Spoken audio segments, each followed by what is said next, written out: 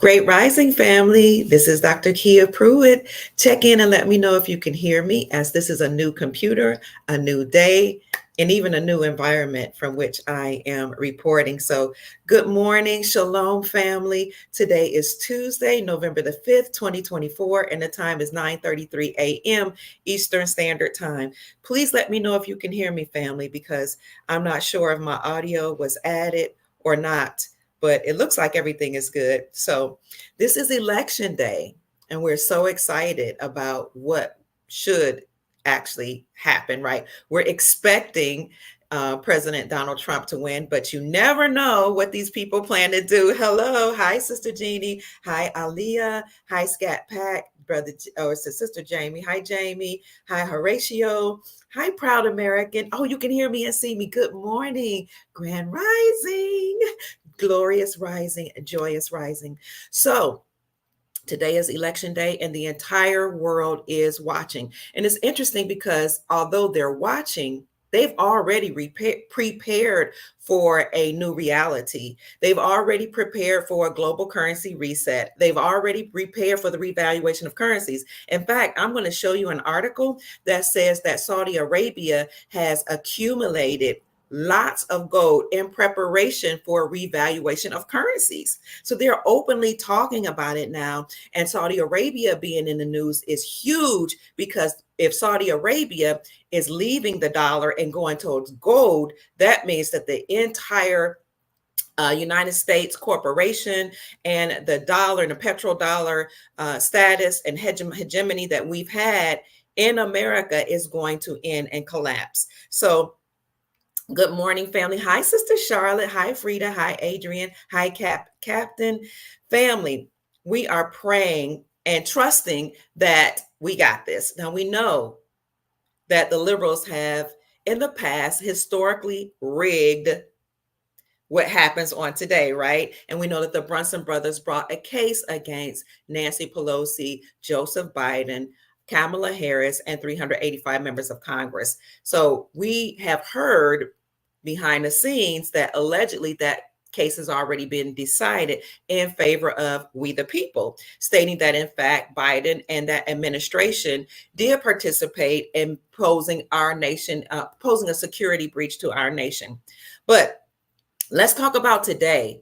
So far, 83 million votes have been cast already during early elections. So that's a good sign that we're headed in the right direction. And I know that a lot of people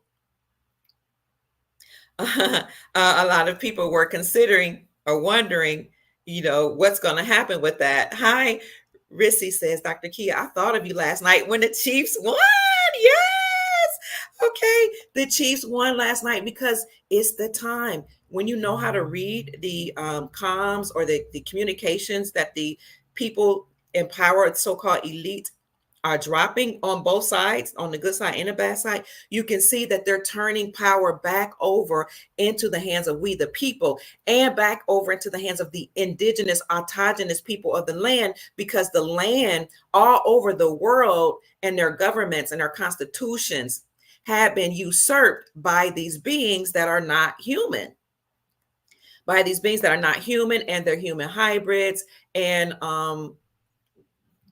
humans that they put in power. Now, I know that you all may have seen my last two lives. Well, I did a live and I did a recording where I talked about bloodline families.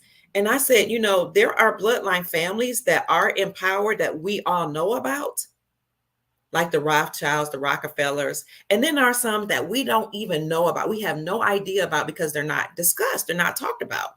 And what I told you in those podcasts is that these bloodlines allegedly are connected to or related to Haile Selassie. Haile Selassie, as you all know, was an emperor, and he was an emperor that ruled in Ethiopia. But what I have come to find out is that he was in America first, and then he went to Ethiopia. So he fled to Ethiopia. And that is some interesting news. And when I brought that out, you guys have been on it. Like, you guys were like, what?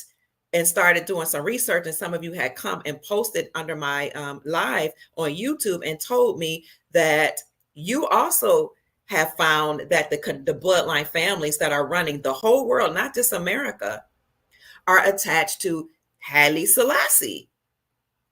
And so I want to give thanks to Sister Kenyatta, who says that when she was studying this, she stumbled upon one of the former languages that we had here in America, and it was called Amharic. And Amharic is an Ethiopian language.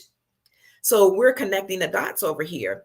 If in fact it is true that we had this language called Amharic and it's connected to Ethiopia, then it makes sense that indeed Haile Selassie did start over here and fled to Africa or East Africa.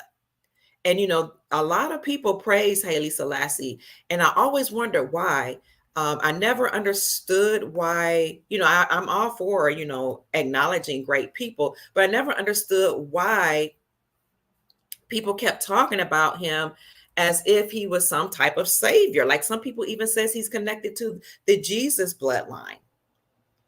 Keep checking in, family. We're going to talk about elections, but I just want to get on this just a little bit.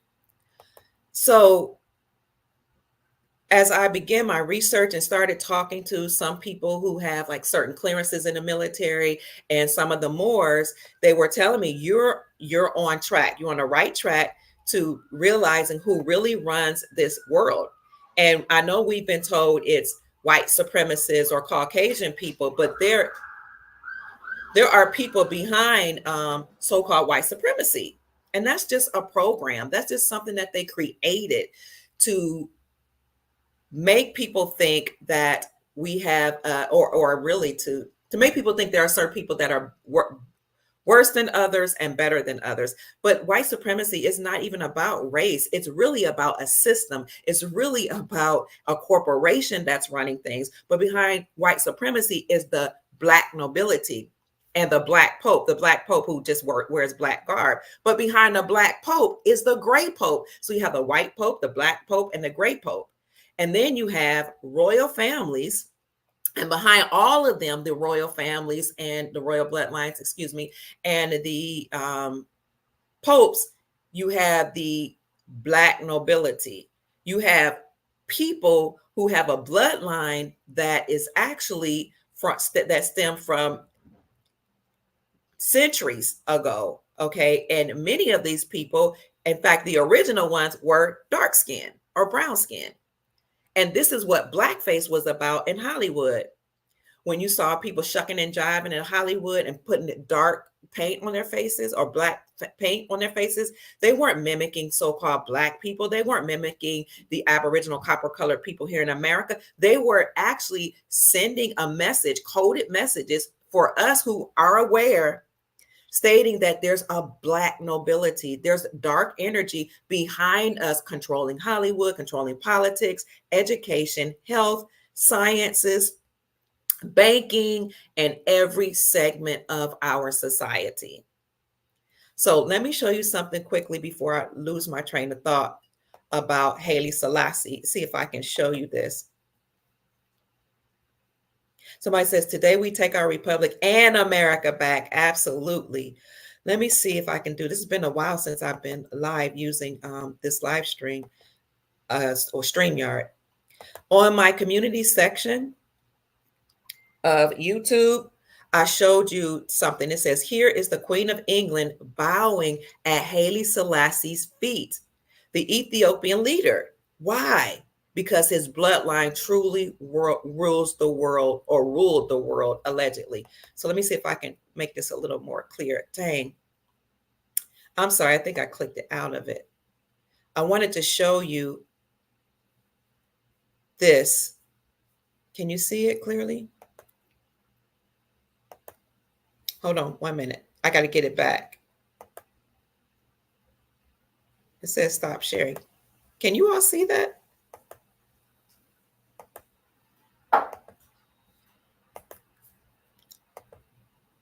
This is it. Haile Selassie, the queen, when she was younger, bowing at his feet. When you go to the community section, you'll see it more clearly. It says everyone bows or bowed to the Queen of England. The only person that she bowed to was the Negus, Haile Selassie, legendary emperor of Ethiopia, as well as the king of the Solomonic, what I say, Solomonic dynasty. So perhaps it is true that there are bloodline families that are behind the 13 bloodline families that we know of, and they're all attached to Haile Selassie. Hey, Doc. Hi, love being Nubian. Everything is braided up and gated off in DC. I have videos of Howard University being blocked off from last night. That's awesome news. And there is also news coming out that there are gallows where you hang people from at the White House. So they are letting us know that they're about to start hanging people. And we've heard that the first person is going to shock the world. Who's the first person they're going to hang on the gallows? I've heard it could be, one of the presidents. I've heard it could be Hillary Clinton, because the Clintons are actually one of the bloodline families that are the 13 bloodline families that we know about that rule. So let me show you, before we get into what's happening at the polls, what we do know about bloodline families. And I want to give thanks to my brother Dean, who sent this to me. He's not my biological brother, but my brother from another mother, my soul brother, who sent this to me. He's like, since you're interested in this bloodline information, let me show you something.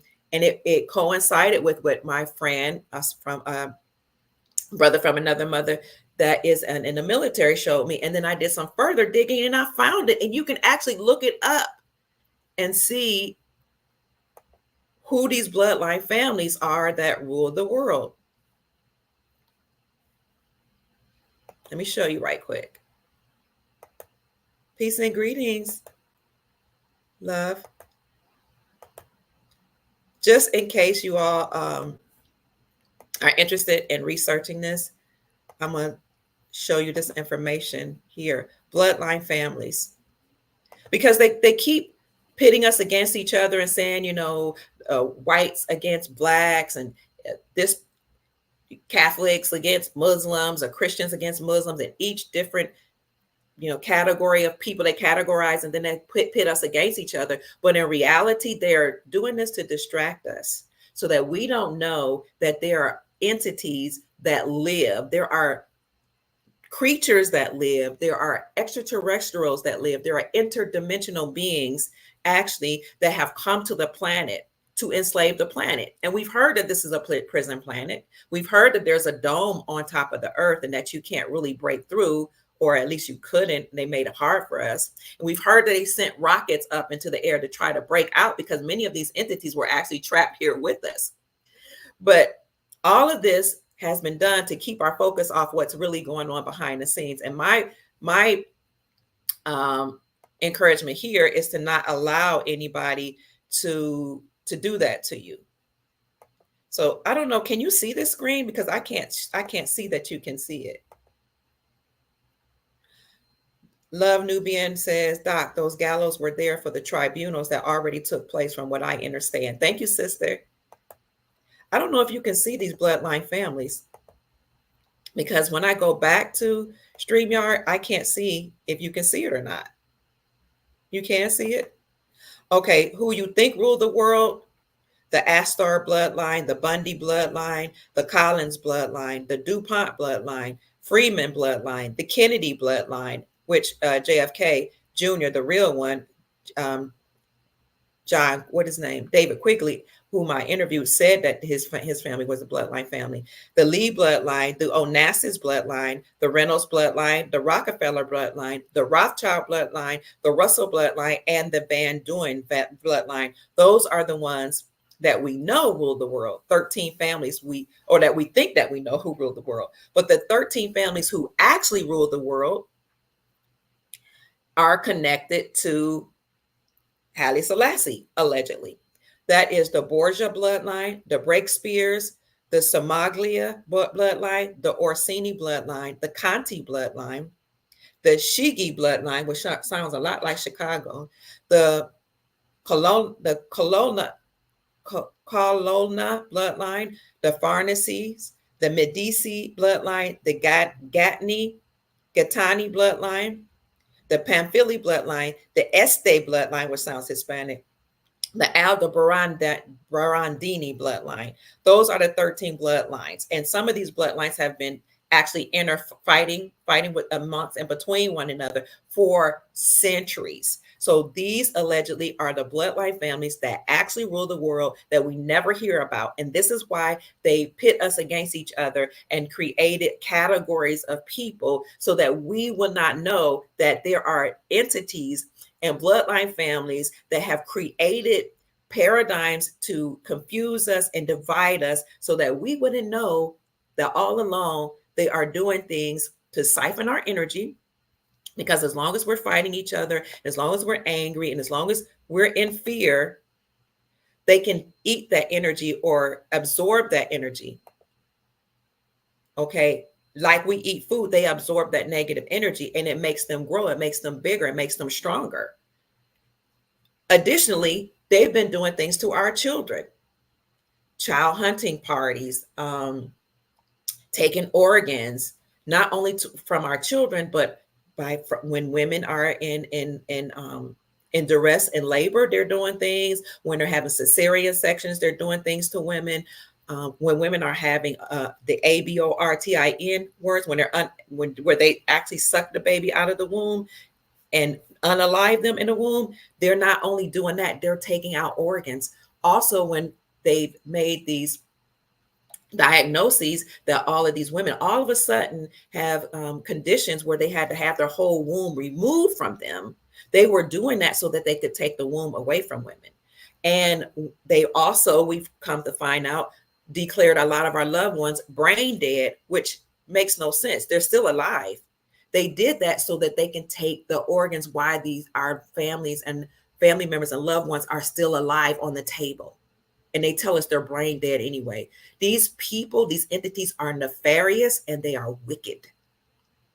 They control the world, or controlled the world, so that they can take the people, the energy, the organs, because the organs that we have makes them live longer. And particularly they were after heavily melanated people. We all have carbon. Everything has carbon in it. And that's why they made you fear 666, because 666 is actually 6 neutrons, 6 protons, 6 electrons, which is carbon. Carbon lives in everything.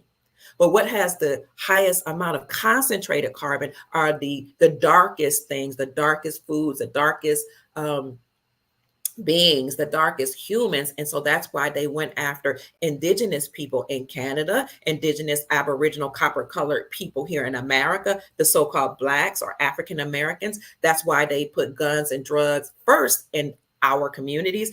That's why they're particularly after Chicago. That's a particular bloodline they're trying to go after. And isn't it interesting, now that we're talking about that, the Shigi, what was it? The Shaigini bloodline is one of the bloodline families.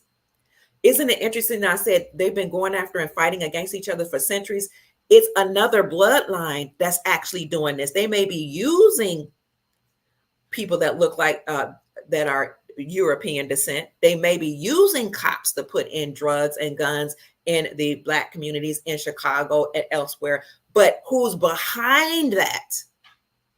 Who's behind the people that we know that's in power? That's who's been controlling the world. They want those organs because there's something in those organs that make them live longer. This is why they went after Haiti. This is why they still after Haiti and keep sending hurricanes over there and keeping them in perpetual poverty. This is why they had Hurricane Katrina and displaced all those people, not only to steal the land, but look at all the people that went missing. They wanted those organs, these beings. By the way, this is why when they declare martial law and when we had a shutdown of the world during 2020, and we may have an EBS now, an emergency broadcast system now, we know military is on the ground. They want everybody to stay inside, and they may have curfews because there are certain beings that are still out in the woods, in the forest. That's why they keep saying, you shouldn't go beyond certain parts in the forest. This is why they have park rangers guarding the forest, because there are these entities that have come from other dimensions and that they've created that are hiding in the forest as well as underground. So when they blow up those underground, deep underground military bases, and when they go into the forest and they go into the mountains, and you hear all these loud sounds that sound like, sometimes you hear them in your neighborhood, sound like, what's going on? Is that a war going on in my neighborhood? When they're destroying them, those entities are coming out. And so when they tell you to stay in the house, there's a reason, because those entities are coming out, those beings that they created in labs that are part human, part interdimensional beings, part animal, come out. They're going to try to find a way to escape. So this is the information that's coming out that we need to really listen to and pay attention to. There's a book called Holy Tablets, Green Knight says, by Malachi York. He spoke about a lot of this and those indigenous practices like voodoo, hoodoo, and other practices like Ifa, and that's connected to the higher self. Sister Lisa says, my mom grew up in Los Angeles and saw Haile Selassie drive to a neighborhood house in a very spiffy vehicle, and that was in the late 1930s.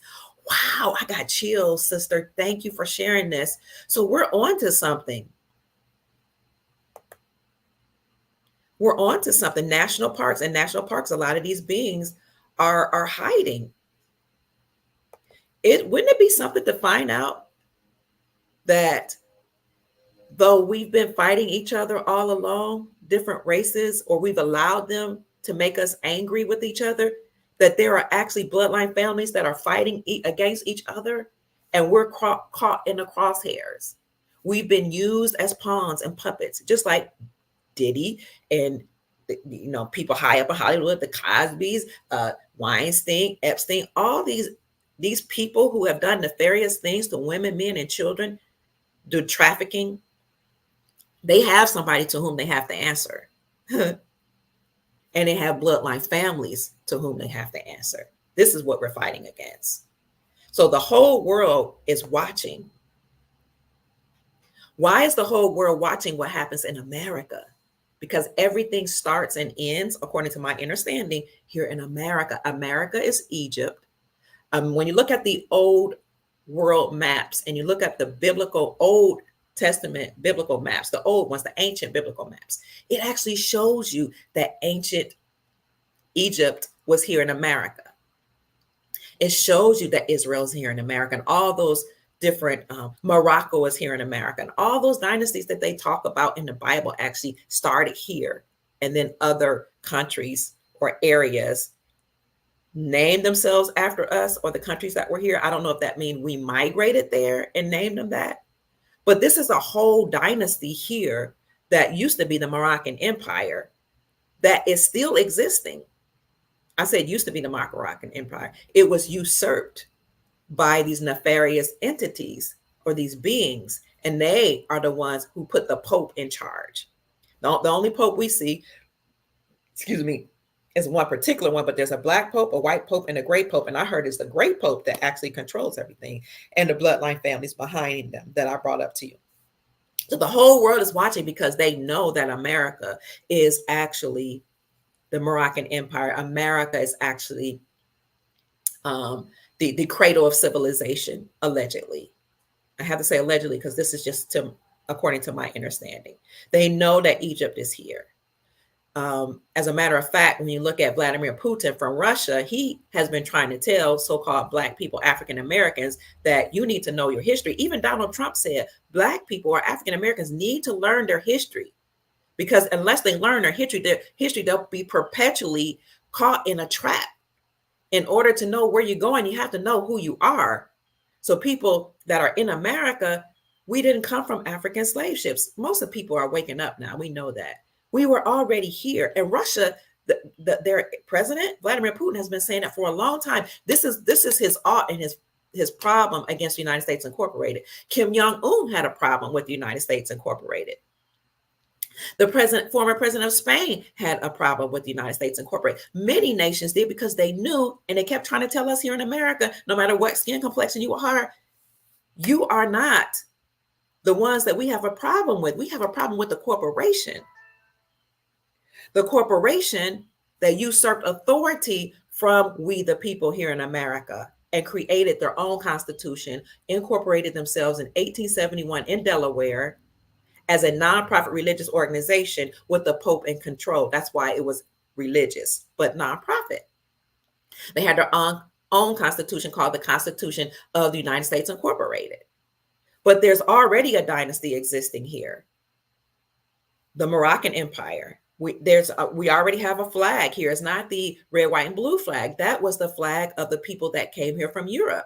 And if you heard Obama speak, and I heard Trump say the same thing, the Moroccan Empire were the first to recognize us as our own nation. So when the Europeans came here, they had their own nation. That's 13 colonies. Makes me wonder, were they attached to the 13 bloodline that the Moors put in place? So you had Moors, Christopher Columbus being one of the Moors. He was not Caucasian. He was allegedly melanated. When they came here, they brought Europeans here. They brought their sex slaves, the women here, the Caucasian women here that they had enslaved there. They brought their indentured servants. Why did they bring them here? Why did they decide to come to America? And then other Europeans came here because they were fleeing the same thing that we're going through right now here in America. They were fleeing those entities and those bloodline families, siphoning their blood, stealing their children, stealing their organs, and having child hunting parties. So we want to give thanks to Chief Pontiac, Rod Hayes, who came to the channel to talk about some of this before. And we give thanks to the Moors who have talked about this extensively. So the Moors ruled Spain and ruled Europe from 711 to 1942, probably longer, but that's what recorded history tells us. Whose story? His story. Then Moors came here, and those Moors that came here were brown complected people. They brought the indentured servants here. And we here that were here in America, still part of the Moroccan Empire,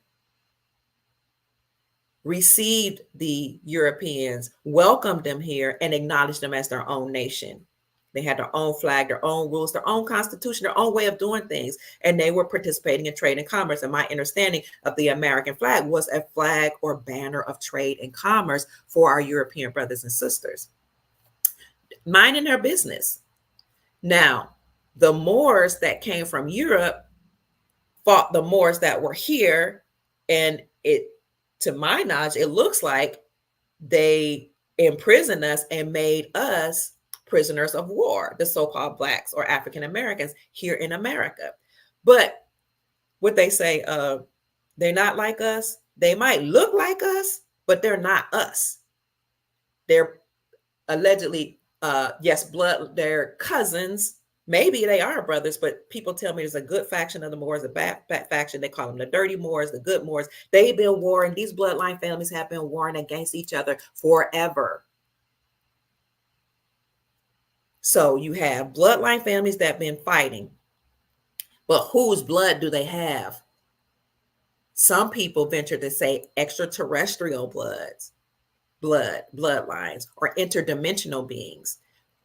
So when you think about what the biblical story says about the Nephilim, the giants that were created here are a product of the sons of God mating with the daughters of men. The sons of God, the angels, the interdimensional beings, the extraterrestrial beings, having relations with the women here. They created Nephilim, or giants. Those are some of the beings that are here that rule, and their family members, their bloodline, their descendants, as well as some of the interdimensional beings that came here to America and must have seen what they liked and decided to stay here and trap us here and steal our gold, steal our resources, because the gold is not just about money. It's not just God's money it's money for a reason. Gold, silver, palladium, platinum, even copper, these precious metals actually raise your vibrational frequencies. They have healing vibrations in them. Even when you have problems in your joints, certain doctors and physicians would tell you to wear copper to alleviate the pain that you have in your joints. We also have silver receptors in our brain, which is why scientists have come up with healing modalities to fight against and attack brain-eating amoebas in the brain. We have silver receptors in our brain. We have gold receptors in our body. We have copper receptors in our body. So this is why we wore the metals, because it helped us to activate our pineal glands. It helped us to elevate our frequencies and connect with the sun and connect with our ancestors. This is also why they taught people to cut off their hair, to shave it off. In fact, when you go to when a nation goes to another nation and conquer it, one of the things they do is shave the people's hair off, because your hair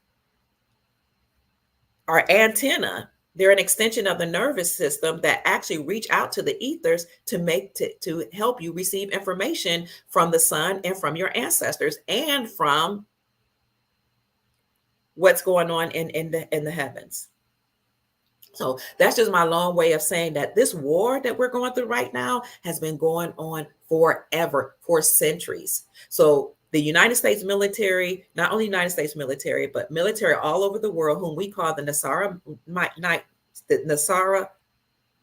White. What do you call them?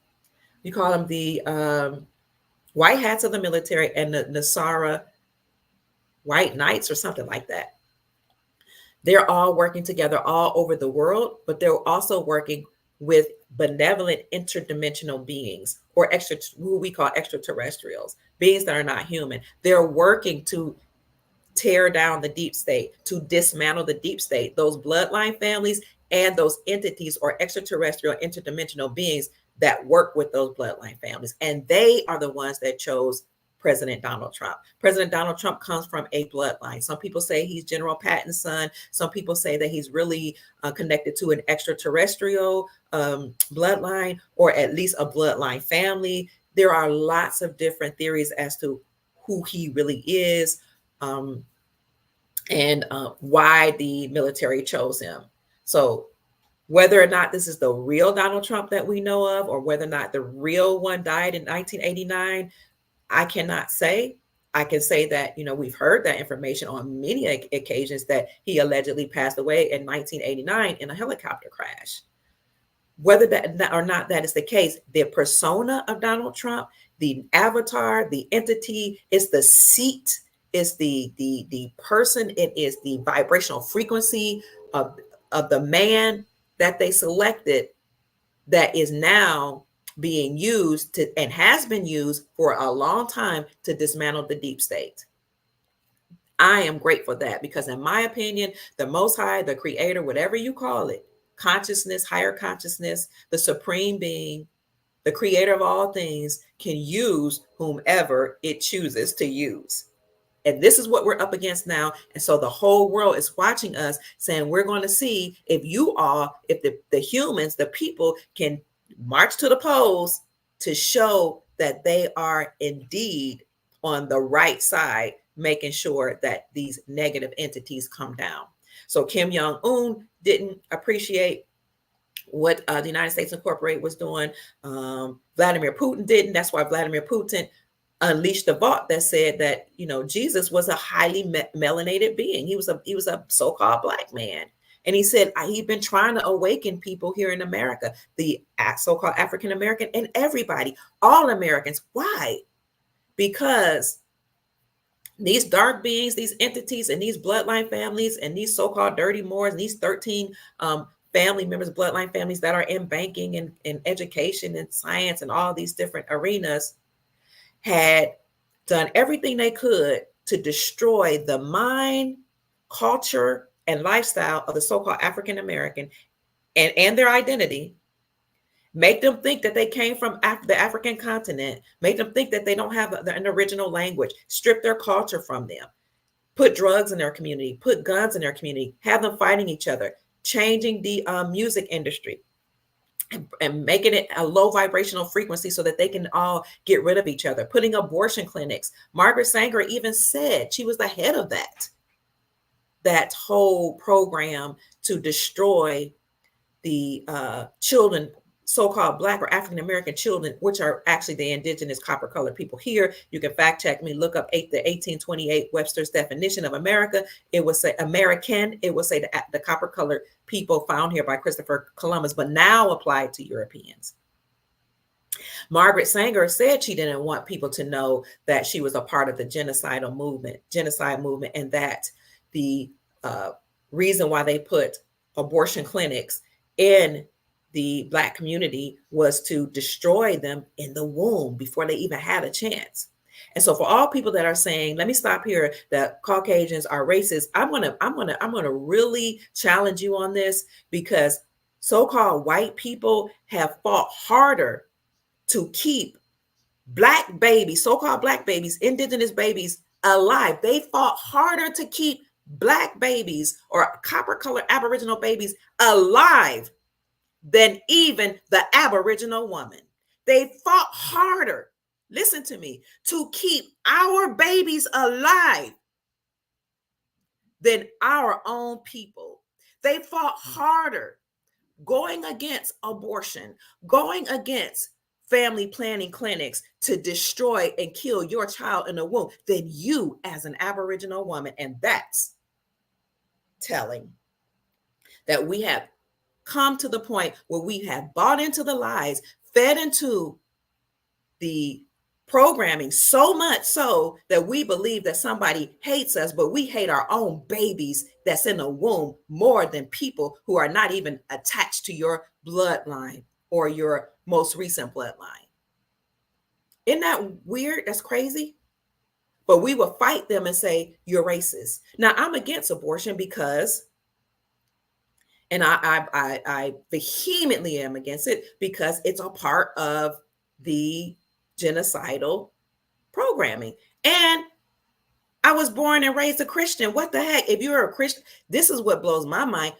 Christians support annihilating their own children. How sick are we? Christians. If you support the Bible, if you support Islam, if you support any of the Abrahamic religions, or you're call yourself attached to them, you should not be supporting abortion. So reproductive rights or reproductive freedom, whatever you call it, it's a lie from the pit of hell. Margaret Sanger even said she didn't want people to know. And how do I know this and you all don't? Not you all know, but people don't. The church used to be against abortion. But this is how lazy we've become and how sick and demented we become, or I should say programmed, because we all have been programmed to a great extent. So I don't want to condemn anybody, but a lot of our Caucasian brothers and sisters have fought harder to keep our babies alive than we have, but we call them racist. So I'm against it. And I'm against critical race theory because I don't believe that my people need to, I know that we don't need to be told that we're perpetual victims. I'm not a victim.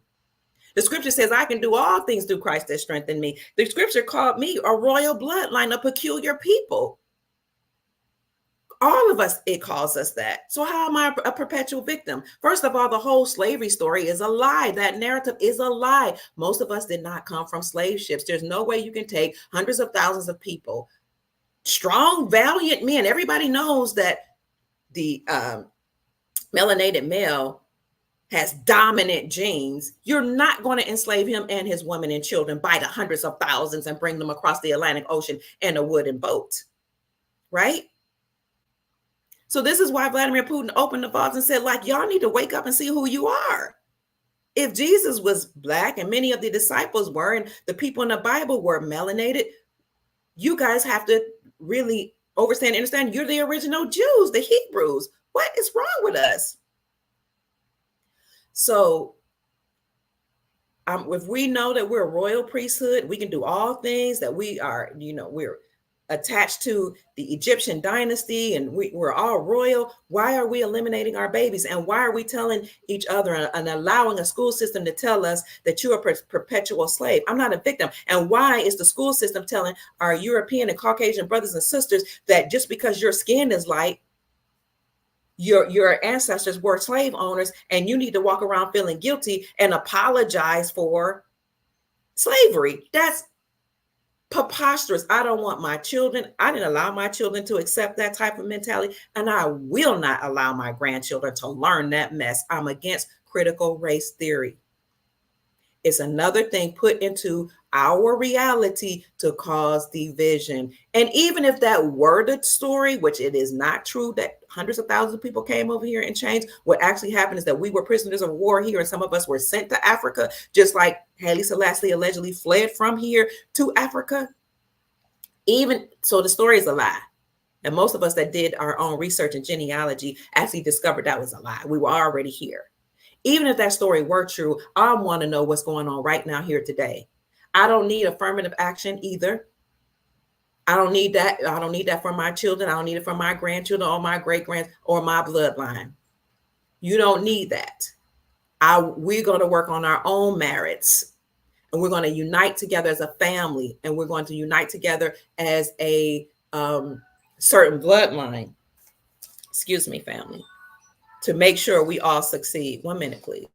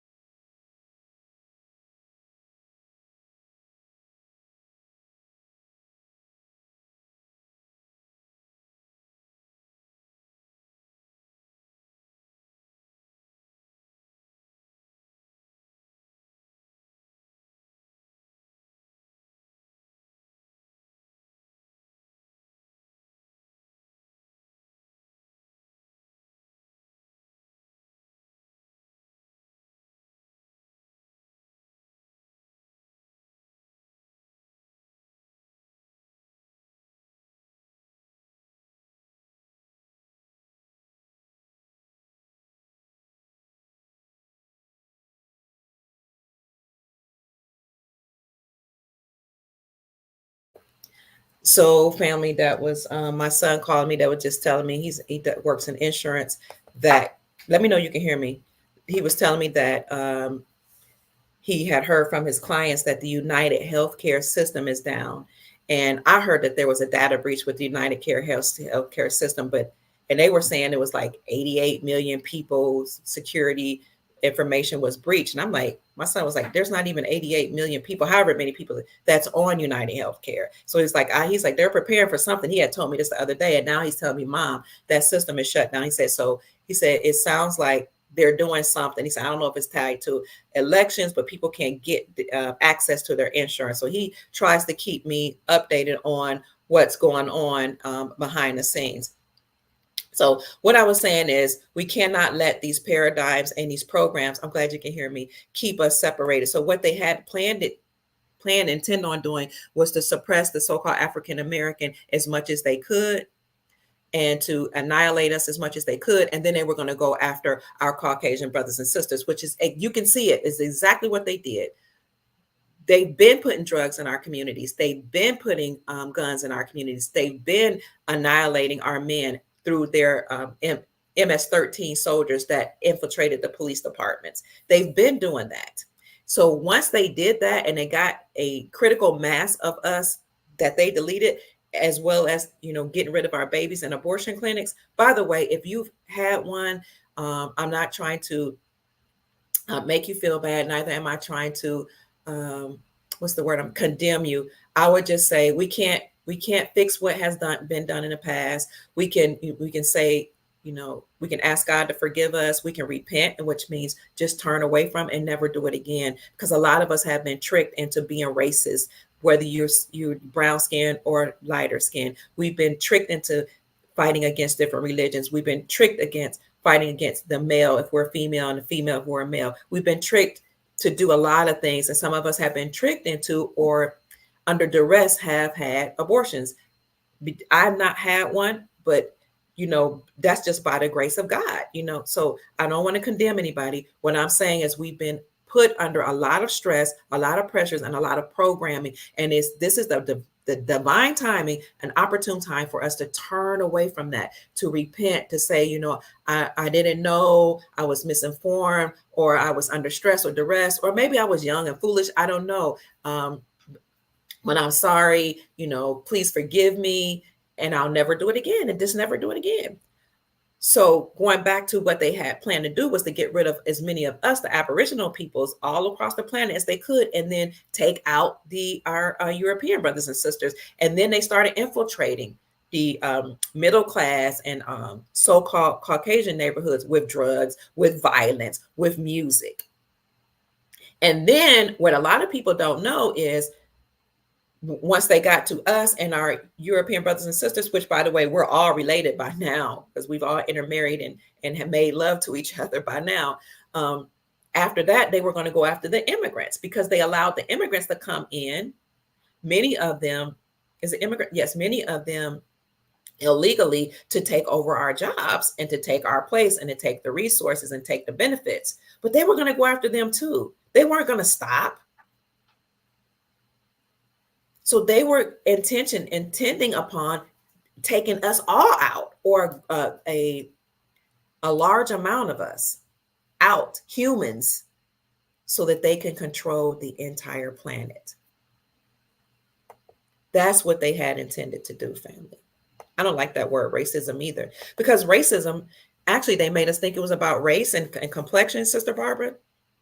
But one of my children, Dexter, who is an economist, actually taught me, and he said they'll teach you the true meaning of words in economics, because economics control the world, politics and economics. But he said more importantly, economics. He said from an economical standpoint, and according to economists, racism is really about a race to resources. It's not about complexion. It's not about ethnicity or nationality. It's a race to resources. So we've been fighting about skin complexion and using that word racism, not realizing that it's not about your complexion.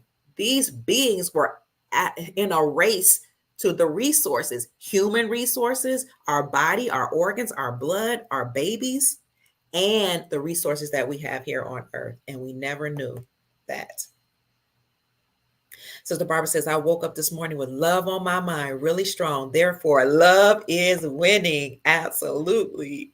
Pinky in the brain. Huh? What about Pinky in the brain? Expound upon that, brother Snooky.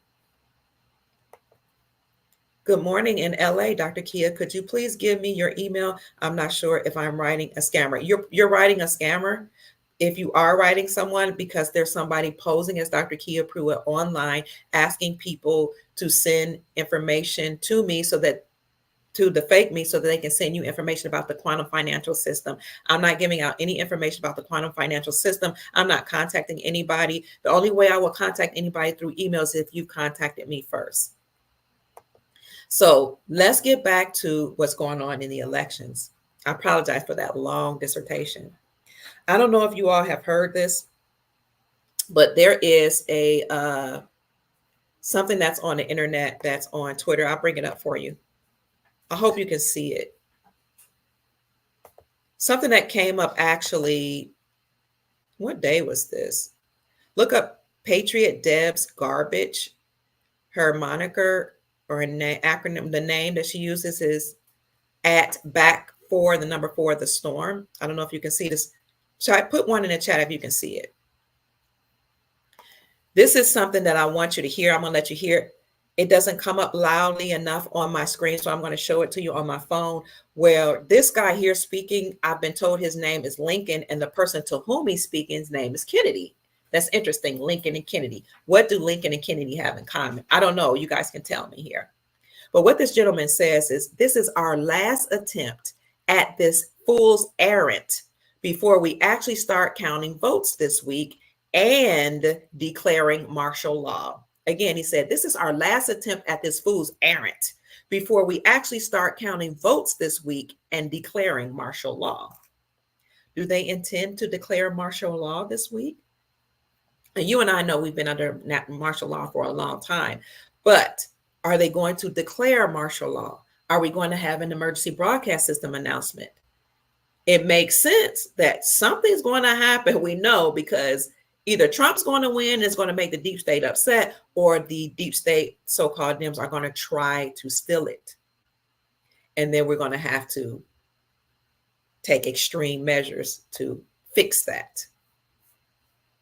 Oh, you can see it. Okay, now let me stop sharing. And let you hear what they said. You can't hear it. Let me see. What it meant to us going to New York. I apologize for that, family. It is not allowed video on Twitter. Let me do it one more time. This is our last attempt at this fool's errand before we actually start counting the votes this week and declaring martial law and all the fun stuff. Kennedy, do you have bite? So he said, again, he said, check out this new concept. Sorry. Check out this new concept. This concept of conceiving kids. He said, this is our last attempt at this fool's errand before we actually start counting votes this week and declaring martial law. Dr. Swoop. Lincoln and Kennedy assassinations, names of places and locations are mirrored. Oh, that's what that's about. So I just wanted to show you that because it sounds like they are planning, or they're telling us that was Fox News, that they're going to declare martial law. Yes, I'm on Telegram. You want to make sure it's me? But I haven't been sending anybody messages on Telegram. I am on Telegram as Dr. Kia Pruitt. There could be some fake pages as well. I know they're all on YouTube, Rumble, Instagram, and all Twitter. All of them, they have fake accounts posing as me. I'll have to check to see if you've been writing me. Grant says they have really been fighting to keep their own babies alive because they have more abortions. Wow. Pinky was always, thank you, Snooky. Pinky, Snooky Babe.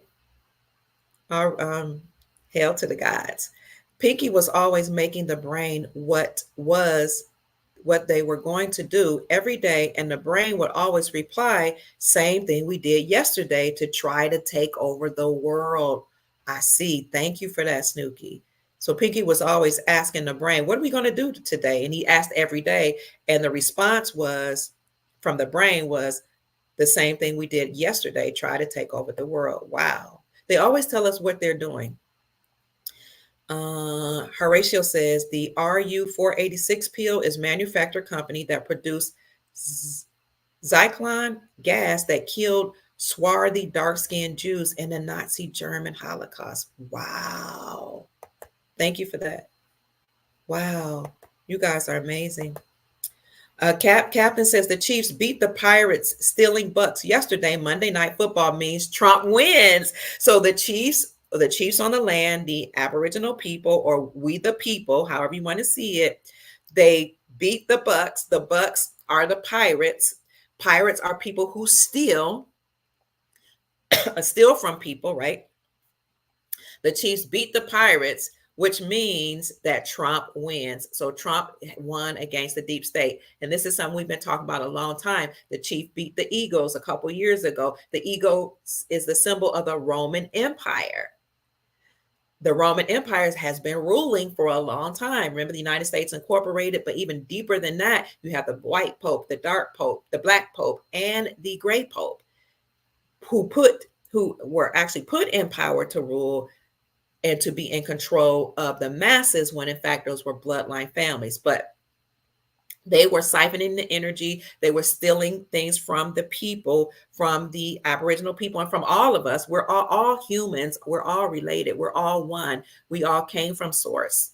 That's one of the universal principles. Everything is source, came from source, made from source, and will return to source. So the Chiefs won the Super Bowl against the Eagles. The Eagles represent the Roman Empire. The Chiefs run against the 49ers. Was it the Chief one? I think that was who won against the 49ers most recently in the Super Bowl. The Chiefs continued to win. The Baltimore Ravens won against the Buccaneers, who, and their symbol is actually a pirate, about a week or two ago. Baltimore, Baltic Moors, okay, the Moors, the swarthy people, the dark people, the Aboriginal people won against the Buccaneers, the Pirates, a week or two ago. And now we have the Chiefs won against the Buccaneers just Monday Night Football. So they're letting us know that everything, Trump won and everything is being returned back to the copper colored, I don't want to say back to the copper colored people, back to the original dynasty here, which was the Moroccan Empire. As an aside, one thing I'm studying and looking up is Tartaria, because I heard that Tartaria used to be located in Russia or near Russia in Asia. And that part of that dynasty actually had included America. So I'm studying Tartaria because I'm trying to figure out what Vladimir Putin's connection is with America. When you look up Vladimir, his name actually means what? Vlad the Moor, Vladimir Moor, same thing. So his bloodline is very, very connected to the Moroccan Empire and this dynasty here. And so that's why I'm trying to figure out what was the connection between the Moroccan Empire here and Tartaria. So a lot of these people that are in power, all of them come from a bloodline family. And just because you come from a bloodline family doesn't mean you're nefarious or bad, because you have good factions of every bloodline. It's like we have people in our family. Some we love them all, but some we trust, some we can't trust. Some do bad things that we don't support, and some do good things. So a lot of these bloodline families were put in power, put in place to lead and be presidents of not only corporations like banks and school systems, et cetera, and job and companies, but corporations like these, like over a country. The countries were incorporated, and corpse, means dead entities. So Vladimir Putin has been trying to awaken the people. And so what I'm trying to figure out is, what is his connection to America? Why is he concerned about the Aboriginal people here? He's concerned about America, period. But the Aboriginal people, why is he trying to tell us to wake up? I just think that's interesting. But Trump, we know, likely, I'm in my spirit, I know he won. Now, will the deep state try to steal it again? Perhaps. That might be why Antifa is revving up, I heard, in certain areas. And that might be why BLM, might try to rev up. But we know that they've been defunded. We know that Soros has been dealt with. Remember, there was a triangle of power: Soros, the bloodline families here, and then the Saudi Empire. Speaking of the Saudi Empire, this is a nice segue. Saudi Arabia, as well as BRICS and other nations, are preparing for us to win. Not only for us to win, because when we win, the whole world wins. America is Egypt. America is the old world. Everything started here. The Garden of Eden allegedly is in Florida. I know I've heard that it's in different parts. I heard it was in the Philippines. I heard it was in different places. But people that I know that I'm attached to have always said it's Florida. People that I know in the military have said it's in Florida. So let's get back to Saudi Arabia. I just mentioned Saudi Arabia. Saudi Arabia is preparing for us to win and preparing for our whole country to turn back to the republic. They're preparing for the restored republic and a return to gold, silver, and other metals to be used as money. Why am I bringing up Saudi Arabia? Because Saudi Arabia is in the news. In fact, it was said that Saudi Arabia is accumulating lots of gold in preparation for what is to come. Not only have they amassed or accumulated a lot of gold, but when was it? In 2022, they had accumulated 160 tons of gold. Saudi Arabia, being a part of that dynasty or triangle of power, was important because you had the Saudi princes that were protecting the oil. So the Saudi princes owned the casinos in Nevada. This is why you had prostitution legal in Saudi Arabia. It's why you had a lot of gambling in Saudi Arabia, in Nevada, excuse me. You have prostitution legalized in Nevada, drugs in Nevada, running rampant in Nevada, illegal activity, gang activity, all type of stuff. Mafia running everything in Nevada because the Saudi princes had bought up a lot of land in Nevada and they owned the casinos. Now, once I reported this a couple years ago, somebody told me that a lot of casinos are coming up for sale. So maybe some of you will own them. if we're going to have such a thing.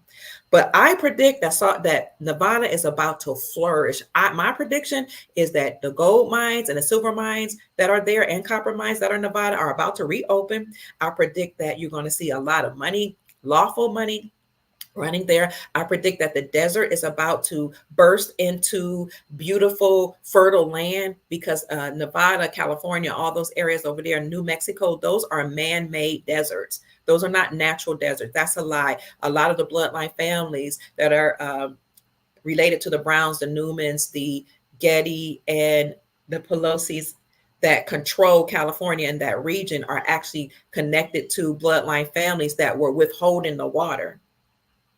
So I predict Nevada, the whole region, the whole West Coast is going to flourish. I know there's a fault line that they say that's going to break and it's going to cause California to sink into the ocean. They've been saying it all my life. I believe, or I feel in my heart that that has been halted. So my prediction is that Nevada is about to flourish, that you're going to see stores there. You're going to see a lot of business open up there. Like, again, the mines, all of that, because it was owned by the Saudi princes, but no more. So the triangle of power, the Saudi princes, the Soros, the bloodline families have been dismantled by the white hats of the military and the white knights of Nasara. The Saudi princes made an agreement with the United States Incorporated. Our agreement with them was that we, or the United States Incorporated, excuse me, because America is not the same thing as the United States Incorporated. They usurped authority from America. The United States Incorporated, the bloodline families that usurped authority from our dynasty and our country here, made an agreement with the Saudi Empire that they would protect the Saudi kingdom in exchange for the oil and then force all nations to get oil from the Saudi kingdom and use the United States dollar to do so. Well, once they dismantled that triangle of power, the Saudi princes, and you saw that they had dismantled them, and you saw the celebration that Trump had actually gotten rid of them and had annihilated the deep state faction of the Saudi empire, the Saudi princes, when they did the sword dance. They welcomed him. Remember that? You can look it up on YouTube. And they did a sword dance, and they, had all these swords and kind of like bowed to President Trump. They were yielding to him. They were seceding to him. Is that the right word? Somebody says, Grand Rising, I know you're live, but I enjoy sharing truth. Thank you. So maybe we'll get to this. Thank you, brother.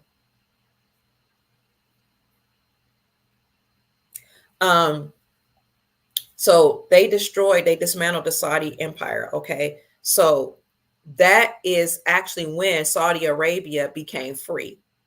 The triangle power, Saudi Arabia, Soros, the bloodline families that were the 13 bloodlines, and they named Rockefeller, Rothschild, and others that we know of. They dismantled that. That enabled Saudi Arabia to start accumulating gold, to become free. Because again, what gave us petrodollar status, a financial economic hegemony here in America, and made the United States dollar the world reserve currency, was the United States agreement with Saudi Arabia. Will protect your empire in exchange for oil, and will force all exporting nations to get oil from Saudi Arabia and then trade, with that trade dollar for oil. That's what gave us the petrodollar status. However, you all know about Project Sandman. I've been talking about this for years. Project Sandman was a secret agreement between 209 nations to, when triggered, drop the dollar for trade and use gold, silver, and their own currencies for trade. That was Project Sandman. What was the trigger? Vladimir Putin, there's that name again, going to Ukraine to clean out the deep underground military bases and exploding the crime family, the Biden crime family, sending that information to James Comer, who is head of the House Oversight Committee. You can go to oversight.house.gov or Google House Oversight Committee online. And then when you go to the House Oversight Committee website, type in Biden, and you'll see all the evidence that James Comer, who's the chairman of the House Oversight Committee, found against Biden and produced against Biden, his son, and the whole crime family. James Comer has been telling us for a couple of years, I'm going to expose him if it's the last thing I do. What he was waiting for was Biden's inauguration. And after that inauguration, he just went ham on exposing certain things. And then when Vladimir Putin cleaned out the deep underground military bases and exposed things that were going on in Ukraine, which it was his right to do because Ukraine was actually part of the Soviet Union, which is part of Russia. So he was able to do that. That incensed or upset Biden, and Biden put sanctions on Vladimir Putin. Vladimir Putin's response was to stop trading with the dollar and start trading with his own local currencies, the Russian ruble. And that's why in 2022, the Russian ruble was the strongest performing currency in the world. You can see that on Google. Well, that Vladimir Putin didn't stop there. Vladimir Putin then not only dropped the dollar for trade and started using the Russian ruble for trade, but he then inspired the BRICS Union, Brazil, Russia, because he's over Russia, India, and China, and South Africa to do the same. Then once they stopped trading with the dollar, Saudi Arabia joined BRICS. BRICS became known as Sal BRICS, and then all exporting countries all over the world started joining the BRICS bloc: Brazil, Russia, India, China, and South Africa, that whole block of nations, and dropping the dollar for trade and using their own local currencies backed by gold, silver, copper, palladium, and all those other resources. And they were able to do that because they repatriated their gold back from the Pope, back from the Vatican, and their artifacts, and they repatriated their gold from other places that it had been sent to. So again, Project Sandman was a secret agreement between 209 nations to, when triggered, drop the United States dollar for trade and use their own currencies. So I've been reporting on this for years.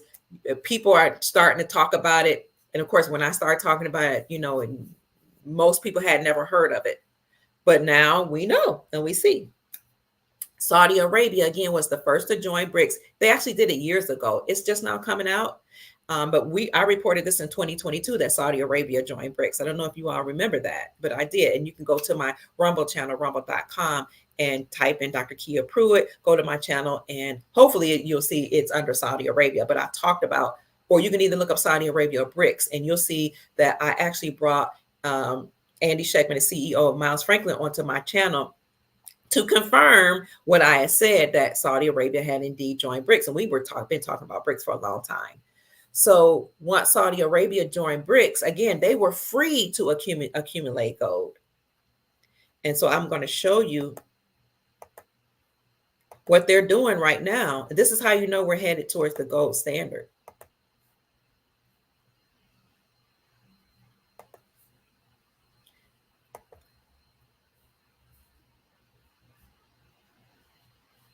No more petrodollars is what this article says. Remember, I said the secret agreement, Project Sandman, is what made all the nations destroy the petrodollar by dropping the dollar and using their own currencies for trade. This article here was published mid-October, and on the 18th of 2024, recent and secretive Saudi gold accumulation aligns with a growing global trend fueling expectations of an imminent currency reset. You see that? And imminent. So when people are asking, are we going to have a revaluation of currencies? Are we going to have a currency reset? Yes, in fact, we're going to have a global currency reset. And Saudi Arabia, who had an agreement with the United States Corporation to only trade with the United States dollar, is leading that charge. Saudi Arabia and the whole BRICS bloc: Brazil, Russia, India, China, and South Africa, preparing for the imminent, the definite, it's impending, it will happen, currency reset. Stay encouraged, family. The global financial landscape can feel like a never-ending puzzle, but one thing is becoming increasingly clear, the article states: the secretive Saudi gold accumulation hints at something big on the horizon. Let me talk about Trump here for a minute. Years ago, before he was even president, he rented out one of his floors of his towers to Apemex, which is a gold company, for 32 ounces of gold. And he said, this is a precursor of what is to come. Okay, that's why he nominated Dr. Judy Shelton to be over the Federal Reserve when he was serving in about 2017. because she is a PhD in economics. She has a business degree and she's a gold bug. She believes in the gold standard.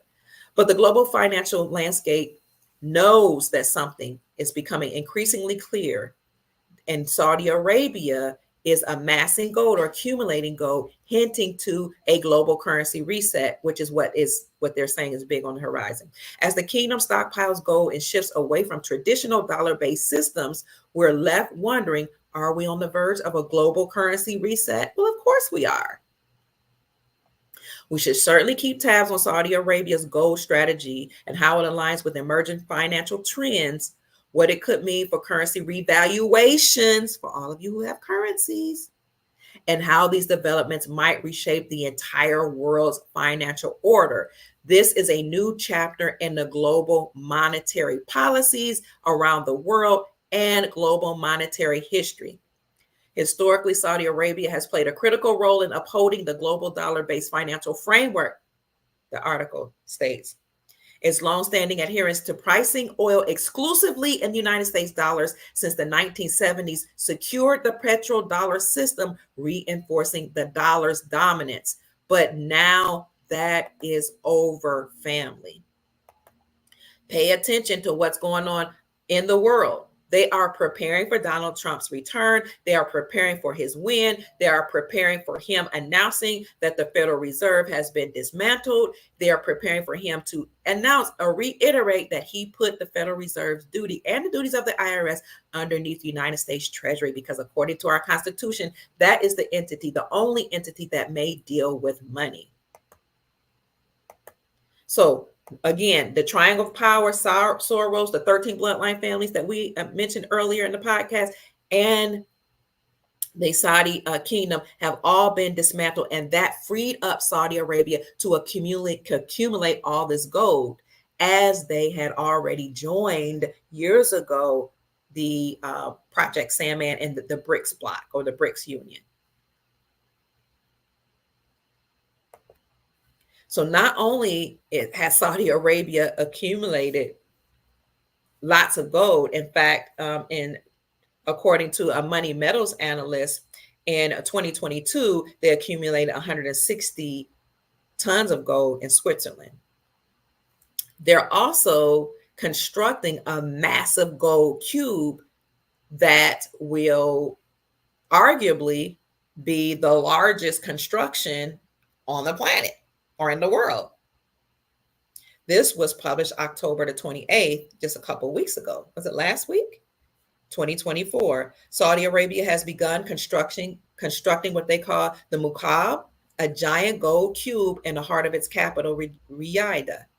The mega luxurious project has been dubbed the Muqab and will be an incredible 400 meters in height, width, and length. We need to look up why 400 meters, what that means. What does the gematria say? What does numerology say? And what does Muqab means?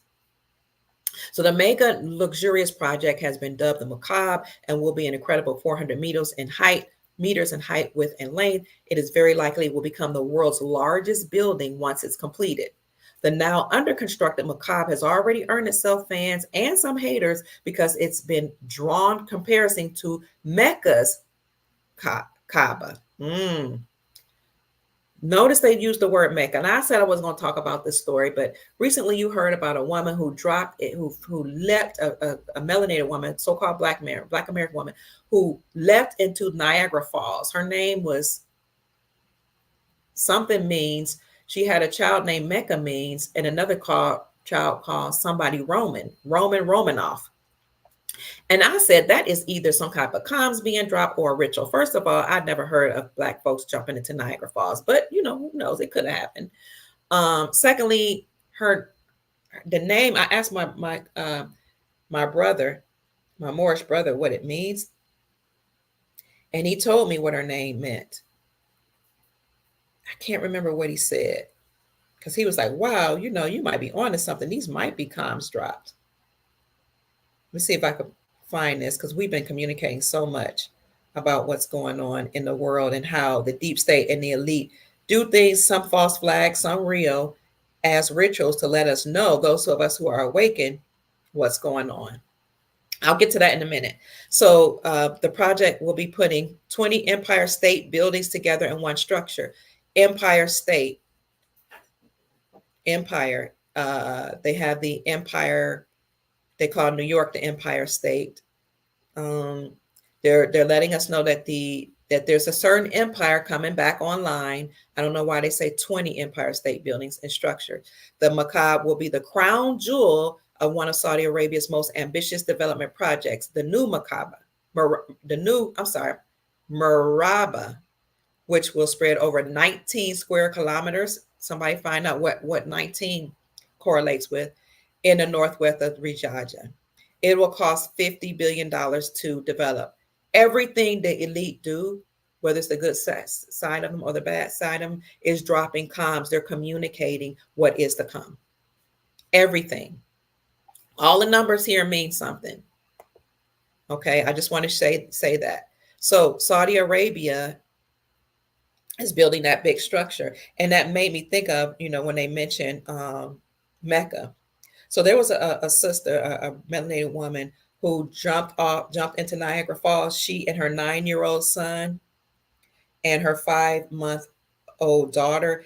And the article says she was mad at her baby daddy. Now, I don't know what news or journalistic paper would actually use that type of jargon. You're supposed to use professional language, but they said she's mad at her baby daddy, so she left into Niagara Falls. Now, I'm very sad to hear that story. It's very, very sad for a woman to jump into the Niagara Falls allegedly with her 9-year-old child and her 5-year-old son. Her name was Mecca Means. Her son's name was Roman Romanov, and her daughter's name. No, her son wasn't Mecca Means. What was her name? Her name was Chianti. Her name was Chianti Means. My Moorish friend told me Chianti is a red wine from Tuscany, and it also means Chianti is a name that means it's time to celebrate. So are they dropping comms? Her name was Chianti Means. Her son was Roman Rossman. Her daughter's name was Mecca Means. Roman, as in the Roman Empire, has ended, and Mecca is beginning. Roman Romanov, or Roman Rossman, and Mecca Means for her children's name. It sounded to me like they're dropping comms. I hope the story is not something that actually happened. If it is something that actually happened, it's a ritual. And they're letting us know that the Roman Empire has ended and we're returning to Mecca. So you're going to start seeing Mecca, that word, come back up, the Holy Land. It's going to come back up. America, Mecca is the Holy Land. America is the Holy Land. America is the land flowing with milk and honey. America is the promised land. That's why everybody comes here from all over the world to realize opportunities. My friend goes on to say it's the end of Roman law, as in 9. Her son was 9 years old. 9 means an end of something and the beginning of something else, and which is a return to Mecca, which is why they dubbed her son's name 5-year-old. His 5-month-old son's being called Mecca. 5 correlates with the 5 civilized tribes, the 5 civilized tribes here in America, the indigenous peoples tribes, and the 5 principles of the Moors, which is the foundation of the Moors, the 5 principles of the Moors, or the 5, what's another word for principles? Precepts, maybe. And those are love, truth, peace, freedom, and justice, which you all have heard me talk about that. Love, truth, freedom, peace, and justice. Those are the principles of the Moroccan Empire. And anybody that's allowed to stay here must be in alignment with our 5 principles. So Mecca, Chianti means his 5-month-old son was called Mecca. They use 5 months because it represents 5 civilized tribes and our 5 principles: love, truth, peace, freedom, and justice. So you're going to see the number 5 come up a lot in the comms and when people are reporting as well. That's what I'm saying. Also, Chianti means to celebrate with wine, and Chi correlates with Chicago. And remember, he says, Cook County, Illinois is where the land deeds are for Morocco. Cook County, Illinois. That's why they keep going after the melanated, copper-colored people in Chicago. They know that bloodline family is very important. They know that the deeds to the Moroccan Empire are stored in Cook County in Illinois. But he says that, remember those are recorded or have been recorded in Cook County's recorder's office. You guys can fact check me on all of this. I just want to bring this up to you so you can know what's going on here in America is actually something that we all need to learn about, because it's a story being told about dynasties that pre-existed before the deep state or these bloodline families usurped authority from America and from countries all over the world. So I brought up that because her name is this young lady, Shianti, one of her children's name was Mecca. And Mecca was mentioned in this article about Saudi Arabia building or constructing the largest construction or building in the world or on the planet. Now, Saudi Arabia is very important because we had an agreement with Saudi Arabia to, again, make all exporting nations get oil from Saudi Arabia. But you're going to start seeing articles come up where other nations are discovering oil in their countries. We have a lot of oil here in America, right? It's in Texas, but other countries have oil too. And so what you see is countries actually exporting oil to other countries so that they don't have to only get it from Saudi Arabia. And Saudi Arabia is now becoming sovereign. They have become a sovereign nation. They're not controlled by the Saudi princes or the bloodline family that had overtaken their empire. What I'd be interested in knowing is what is the relationship between Saudi Arabia over there and the Moroccan Empire here, because I know that they've been usurped by those people that don't even look like the original Saudi Arabians. The Saudi Arabian, that whole area should be dark folk. I say should be because what I mean is they were originally dark. So I'm trying to figure out what is the connection between the Saudi Empire and America, or in the Moroccan Empire. But anyway, Saudi Arabia has broken free. They're now sovereign. They have dropped the dollar for trade. They're accumulating gold. They've accumulated over 160 tons. They accumulated 160 tons in 2022 alone, according to an analyst at Money Metals Exchange. But they're not the only ones that have broken free from the control of the United States Incorporated. All of you know this already, that BRICS have done the same. As a matter of fact, BRICS has settled almost 80% of their oil trade in local currencies, and their local countries' currencies, and ditched the United States dollar. So this article here by Watcher Guru talks about how Brazil, Russia, India, China, and South Africa have settled 78% of their oil trade in their local currencies. And those local currencies are backed by precious metals. The article states that Russia has sold nearly 78% of all oil exports to its BRICS counterparts, China and India, between 2022 to 2023. The majority of the oil deals were settled in their local currencies and not the United States dollar between the three nations, between Russia, China, and India.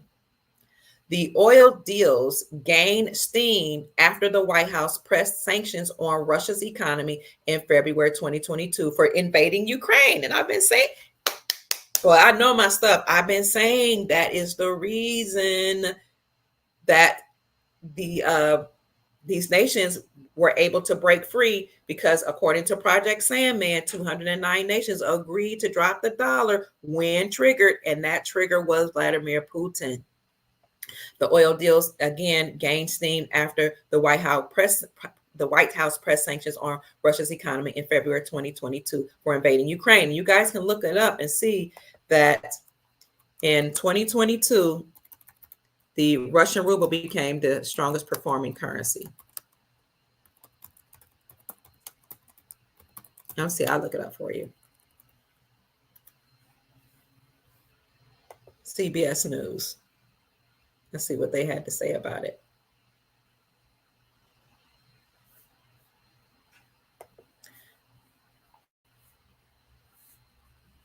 And they're going to say here, they say also read that 35 countries to ban the United States dollar at the 2024 BRICS Summit. And that 2024 BRICS Summit was October 22nd through the 24th, right at the ending of Sukkot, which is the Hebrew holy day of the Feast of Booths, also called the Feast of Harvest.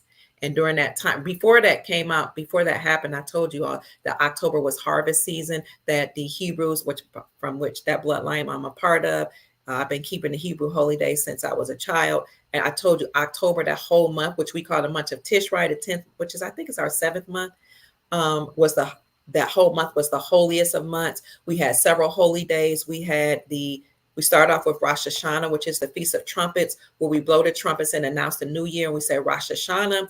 Then we had 10 days that we call the 10 days of awe, where you actually repent to your neighbors, to the people in your family and your friends or apologize for any wrongdoings. That 10 days of awe is not a holy day, but Rosh Hashanah, the Feast of Trumpets, see that name Trump, the sounding of the alarm, was the 2nd through the 4th of October. Then we had 10 days of awe, where you prepare your heart and you get it right, get yourself right with the neighbors. Then we had the Day of Atonement, which is the highest, holiest day of the year, where we fast for 24 hours, and that's the time you get your heart right with God. That occurred mid-October, I think it was 10 days. Yeah, about the 14th, because there's 10 days between Rosh Hashanah, the New Year, which is also the Feast of Trumpets, and the Day of Atonement. So you get your at one ment, you become at one mind, mentality, menche. We become at one with God. You fast for 24 hours. You reconcile with God. You get your life in order. So you that whole time period, you're getting yourself in order. And then that's about the 14th. And then a few days later, between the 16th and the 23rd, you had the 7 days of celebrating God's providence, God's protection, and God's provision. And that's called Sukkot, Sukkot, which is also called the Feast of Booths or the Feast of Harvest. And I did a whole podcast on that. And I talk about how you're celebrating God's providence. You eat, you have a whole big old feast. All your families in your community come together. And if you don't do it with the whole community, you at least do it with your whole family. You eat like the best foods, that you prepare the best foods. You bring a lots of fruits on the table, because that represents harvest. You have a beautiful table prepared with fruits and pumpkins, and you can bring vegetables too. You have singing and dancing for 7 days. You actually have a worship service for 7 days, where you praise, you give thanks, you have trumpets blowing, you have music playing, the musicians are on 10 celebrating. Everybody's wearing white, because white represents purity. Everybody's excited. Everybody's testifying about God's goodness for 7 days. Some people go an 8th day, which would have brought it through the 24th. And that is why I think that the BRICS actually had their BRICS conference, Brazil, Russia, India, China, South Africa, on October the 22nd through the 24th, at the ending of the Feast of Harvest. I think they were dropping comms, communicating that this is celebration time. So before I go further, and I'm not going to stay on much longer, let me show you how, proof that the Russian ruble was the strongest performing currency in 2022. This article was published by CBS News. The Russian ruble is the strongest currency in the world this year. That was published June 28, 2022. Right when Putin clapped back at Biden for putting sanctions on him, he just stopped trading with the dollar and started using the Russian ruble. Even as Russia marks a historical default on its debt, the nation's currency is gaining strength, the article suggests. The ruble hit a new high against the dollar that week in June 28, 2022, continuing its streak as the best performing currency in the world in 2022. So I like to bring up articles to support my claim, so you all can see that I'm not just making this stuff up.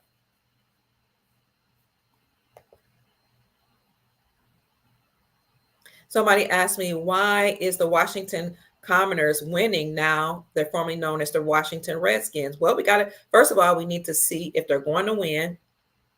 And I have to look up who the Washington Commoners are. Well, if they were called the Redskins, it would make sense that they're winning. Who are the Redskins? Who are the copper-colored people found here by Christopher Columbus? If they win, that could be why. The land is being returned, and the law, everything's being returned back to the original people.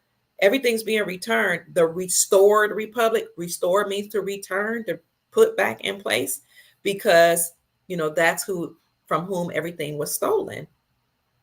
I want to say I remember you spoke about the Washita Empress who took the government to court and won. She was the one implementing the Tsar and the Tsar. I believe you mentioned that a while ago. Thank you, Green Light.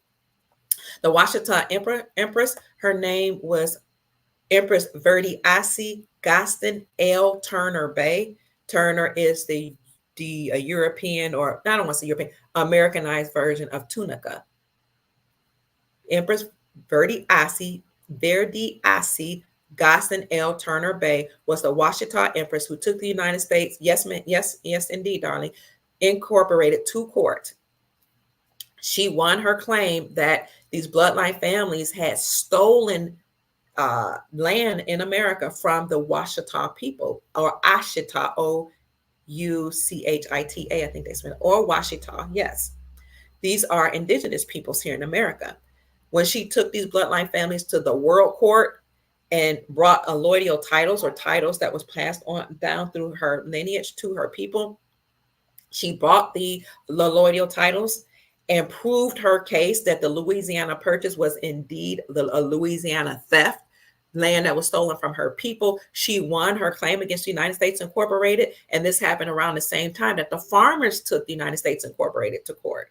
And the farmers claimed that the United States Incorporated forced them to take loans through the central bank from them, forced them to plant Monsanto seed, forced them to to harvest and grow sick cattle and feed them corn, which is not something that they should be eating, to make the people sick.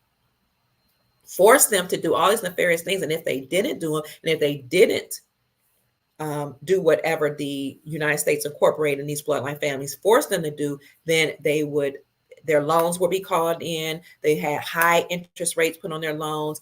Then the deep state or these bloodline families would steal their land and unalive them.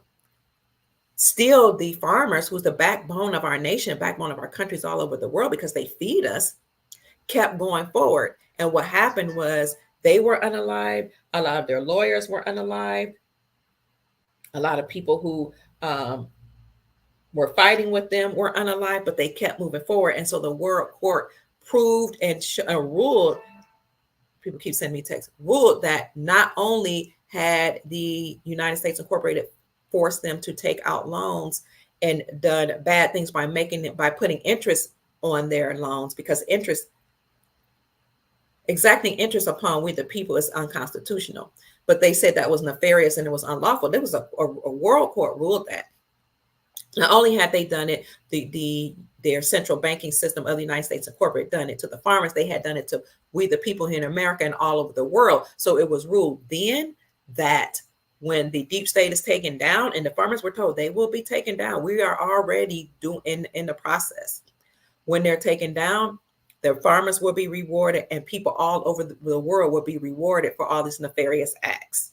And so the farmers, as well as the Washita princes, are the ones who we need to thank for Nasara and Jasara. So we were told that the farmers will be compensated first, and then we the people for all of the nefarious activities of the United States Incorporated and their central banking system, the Federal Reserve, by enslaving us financially, making us take out loans, because we never were supposed to take out loans. Everything was all so-called debts were supposed to be already paid off. We're all creditors. We're not debtors. They lied to us. We are the creditors. They are the debtors.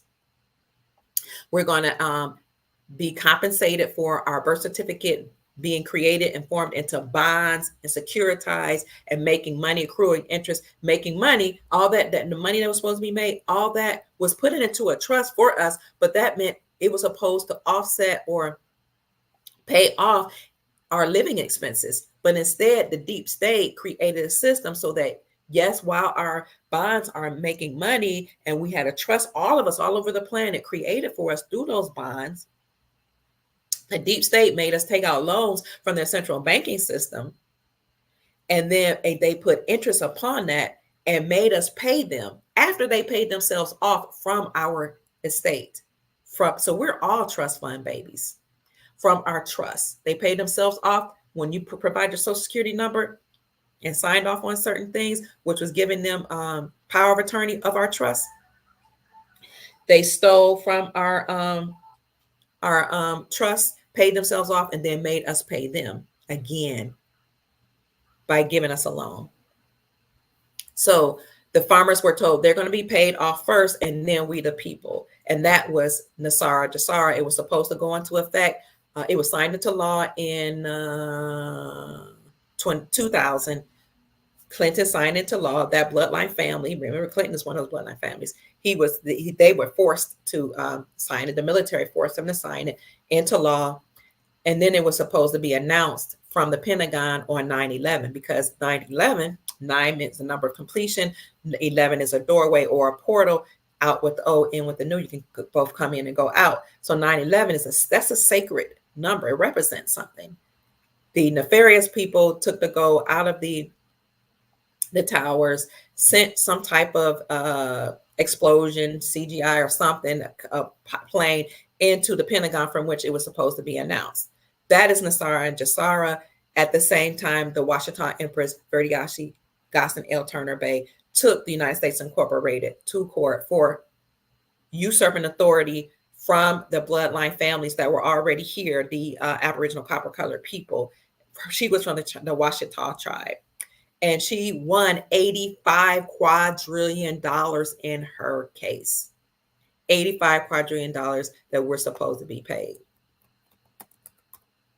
Let me see if I can put her name, so you can all look her up. She has lots of videos on YouTube. Let me see if I can. Empress Verdiasi L. Turner Bay.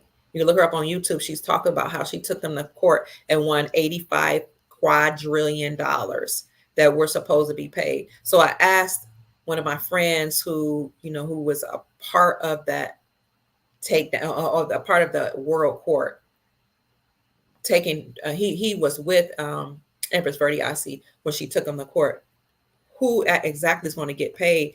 And he said all Americans are going to. He was like, we're all definitely the copper-colored people that were here, but he said, remember, we're all Americans by now. Like we're intermarried. So we, the American people, and just think about it. The people who came from Europe, they were indentured servants. And when you talk to some of them, like some of them who have Irish bloodline that are here in America, Italian bloodline, they will say, nobody talks from Slavic nations. They will tell you, our people were the original slaves here in America and elsewhere. Are we going to receive reparations? And my answer is absolutely. So it's not about civil rights. It's about human rights. We all have to be repaid. And that's why the wealth has been retained from the wicked. Remember, the scripture says the wealth that will come from the wicked and be given to the righteous. Remember Trump's executive order, is it 138.18? It's been a while since I talked about it. That executive order that said that he would freeze the assets of all the people that participated in crimes against humanity. All those frozen assets were actually assets that were stolen from we the people all over the world. All our gold, our silver, our land is going to be returned to all of us. So we're all going to be repaid back and compensated for what we've done, for what we've been through. So we were talking about, I apologize for getting off, but somebody asked about the Washita Empress. 120 floors equals 400 meters. What was 120 floors? I know I said 400 meters is how high that Saudi gold building or construction will be. 400 meters in width, length, and breadth. And so Joe Argon Bubble says 120 floors equals 420 meters. But I don't know what was 120 floors. Maybe you guys said that earlier and I missed it. Let me get to some of the comments before we go forward.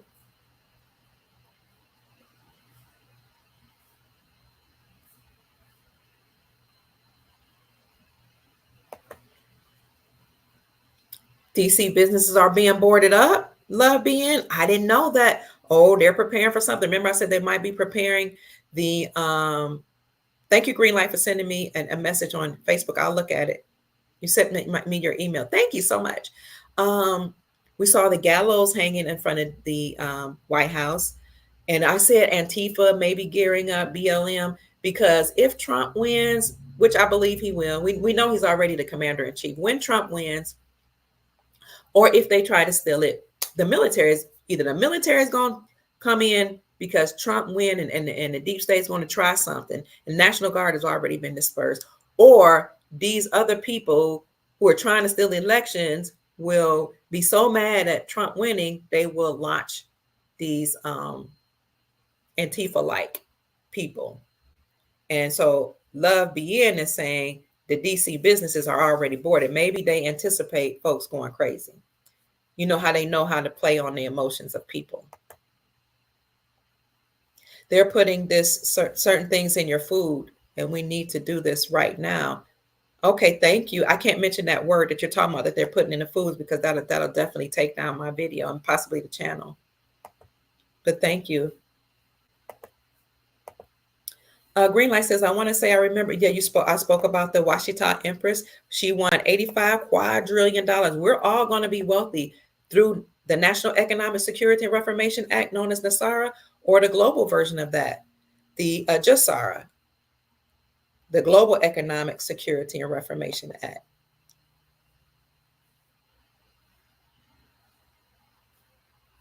Keep checking in, family. I'm reading your comments.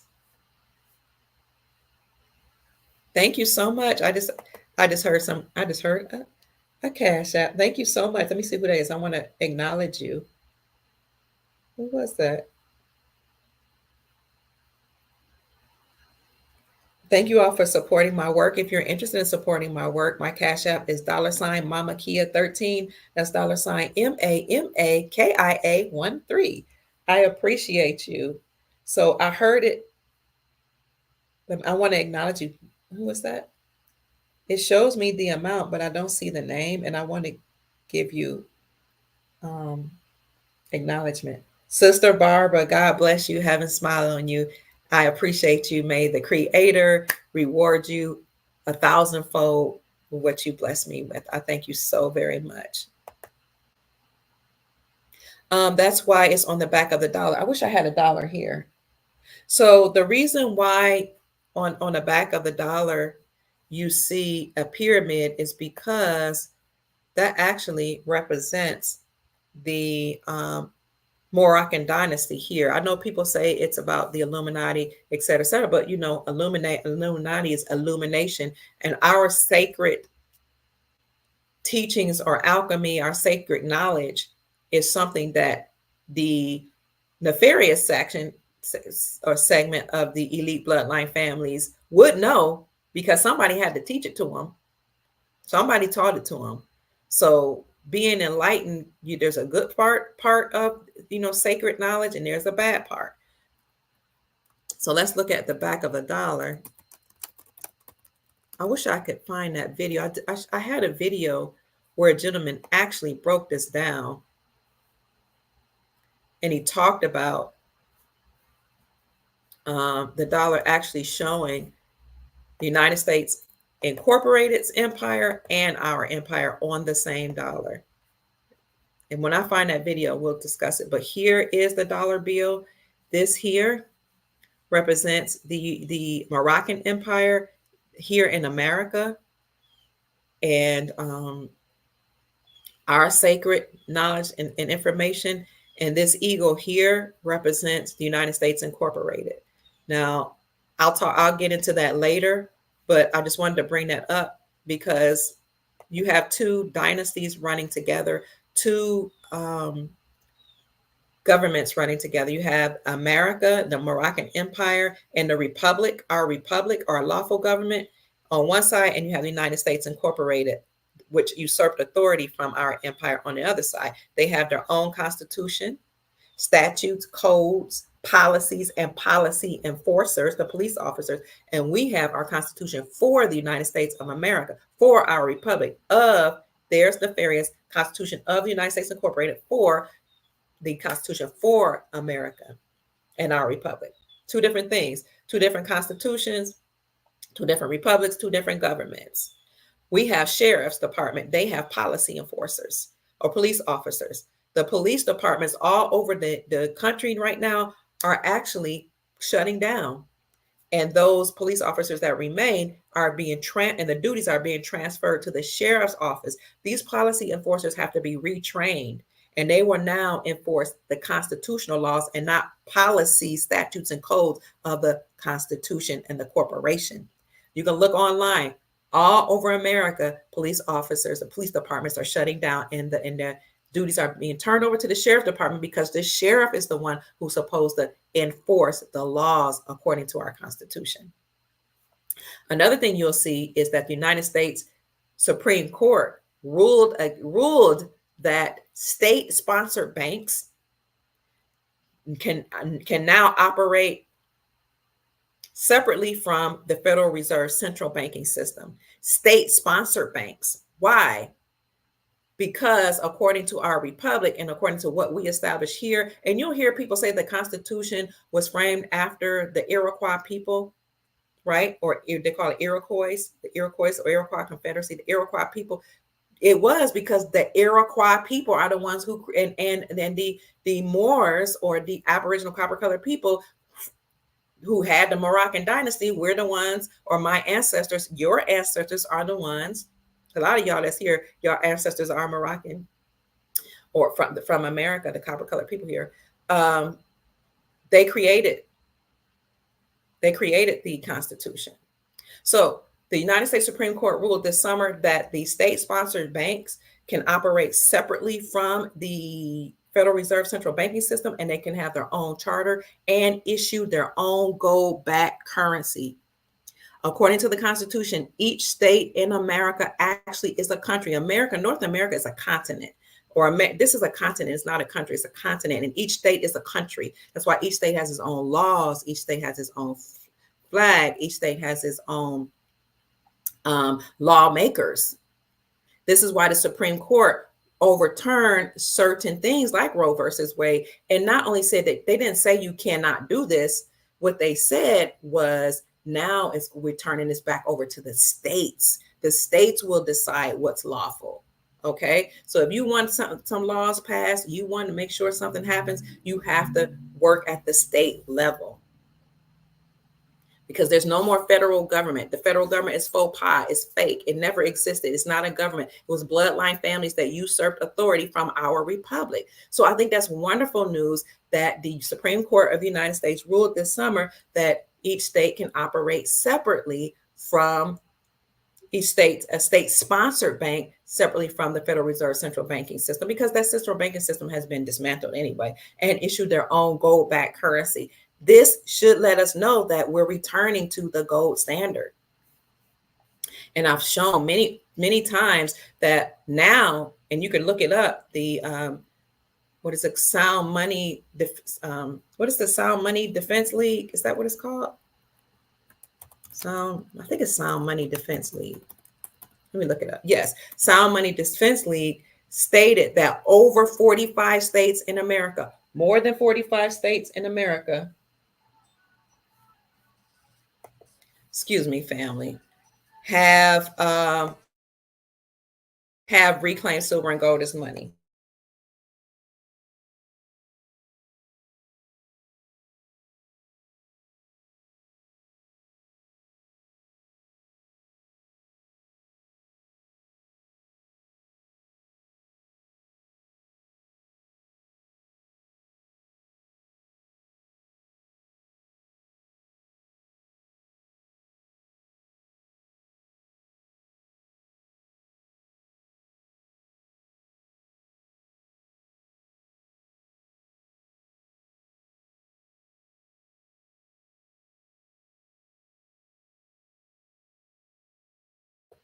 My phone is blowing up. Let me know you can still hear me, family. So over 45 states, or more than 45 states here in America, have already reclaimed silver and gold as money, and they're able to do that. And the way they did that was to repeal the state taxes from the sales of precious metals. I started reporting that years ago when it was only 13 states that had repealed the state taxes from the sales of precious metals. And in those states, you could actually use silver and gold to purchase local goods and services. A lot of people didn't know. And I like that they used the number 13 bloodlines, 13 colonies, 13 is actually a very sacred number. In fact, in ancient times, they used to say, let he that understands the meaning of 13 have peace, prosperity, and power. So research the number of 13. King's World published an article in February of 2023 that said the whole world is hurtling back to using gold as money. Let's see if I can find that article. You should just pop up when I would hear it. Yep, here it is. When I type it in, it would just pop up. Here's that article right here. Hit the like button, family, whether you're on Rumble or YouTube, or just put a comment in the comment section if you're on Facebook, Rumble, YouTube, Twitter, or in LinkedIn, or wherever you're checking in from. This article was published in 2020, February 16, 2023. The world is hurtling back towards money. The whole world is rushing back toward the world is hurtling back toward gold as money. So this is why you see Saudi Arabia accumulating gold. This is why China had accumulated lots of gold in 2022. This is why central banks started accumulating gold. Why? Because why did banks accumulate gold? Because according to Basel III compliancy that said, did you guys see that article that the world is hurtling back towards gold? According to Basel III, banks had to become Basel III compliant, and that means that banks had to recognize gold as a tier 1 asset, meaning they had to recognize gold as money now, not the dollar. So we could see that the dollar was being dismantled behind the scenes, and we were returning to the gold standard, or the use of gold as money. The world is hurtling toward gold as money. Here it talks about how Russia and Asia, their allies, embrace gold backing for currencies. They said it was poorly misunderstood in Western capital markets, but that's what the article states. No, we didn't underestimate or misunderstand or poorly understand gold. The article states that behind the scenes, states were repealing the state sales taxes from the sales of precious metals. Now, I've been saying that's how you know we've been preparing for gold. The states were working behind the scenes. When you remove the state sales tax from precious metals, you are saying precious metals like gold and silver are no longer a commodity. They're not a collector's item like trading cards. They're not like artifacts. Now what they were saying is gold has to be used as money. Again, repealing or removing the state sales tax from the sales of precious metals is now stating that you cannot treat gold and silver as a commodity, but you have to treat it as gold. They were aligning themselves with Basel III compliancy that said that banks had to recognize gold as a tier 1 asset. But what's the second part of Basel III compliancy, Dr. Pruitt? I'm glad you asked that. Not only now have banks had to recognize gold as a tier 1 asset, but banks had to prepare to receive tier 2 assets, foreign investments, i.e. foreign currencies, Iraqi dinar, Venezuelan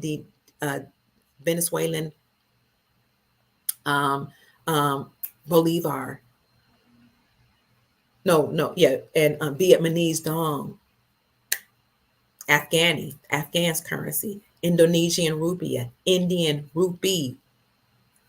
Banks had to recognize and prepare for Basel III and and compliant with Basel III, recognize and prepare for receiving tier 2 assets. Why did banks need to make sure that they were prepared to receive tier 2 assets?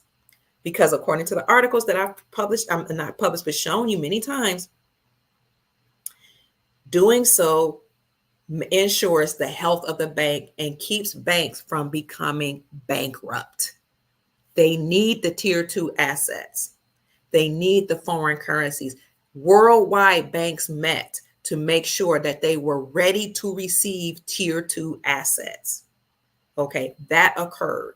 So Basel III compliancy meant they had to recognize gold as a tier 1 asset. They had to be prepared. Banks had to prepare to receive tier 2 assets, which is foreign investments, foreign currencies. They had to now become transparent, and they could no longer trade your money that you deposit into the banks.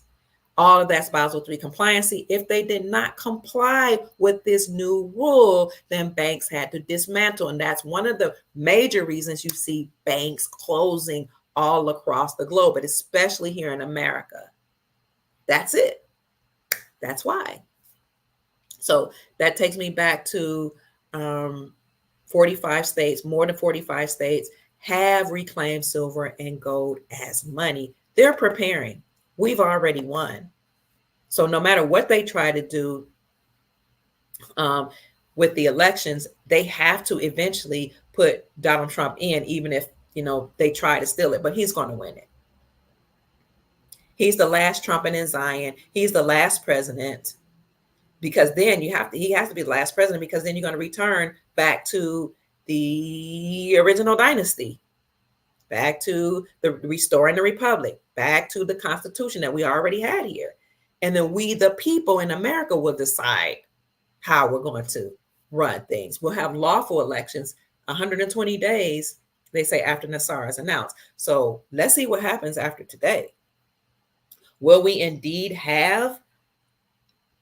declare a verbal declaration of martial law, like the gentleman said on CNN Fox News that I showed you earlier in the podcast? We'll see. Will there be an emergency broadcast system announcement? We've been told so. Will we have 3 to 10 days of information coming out on the news where we'll actually see live hangings?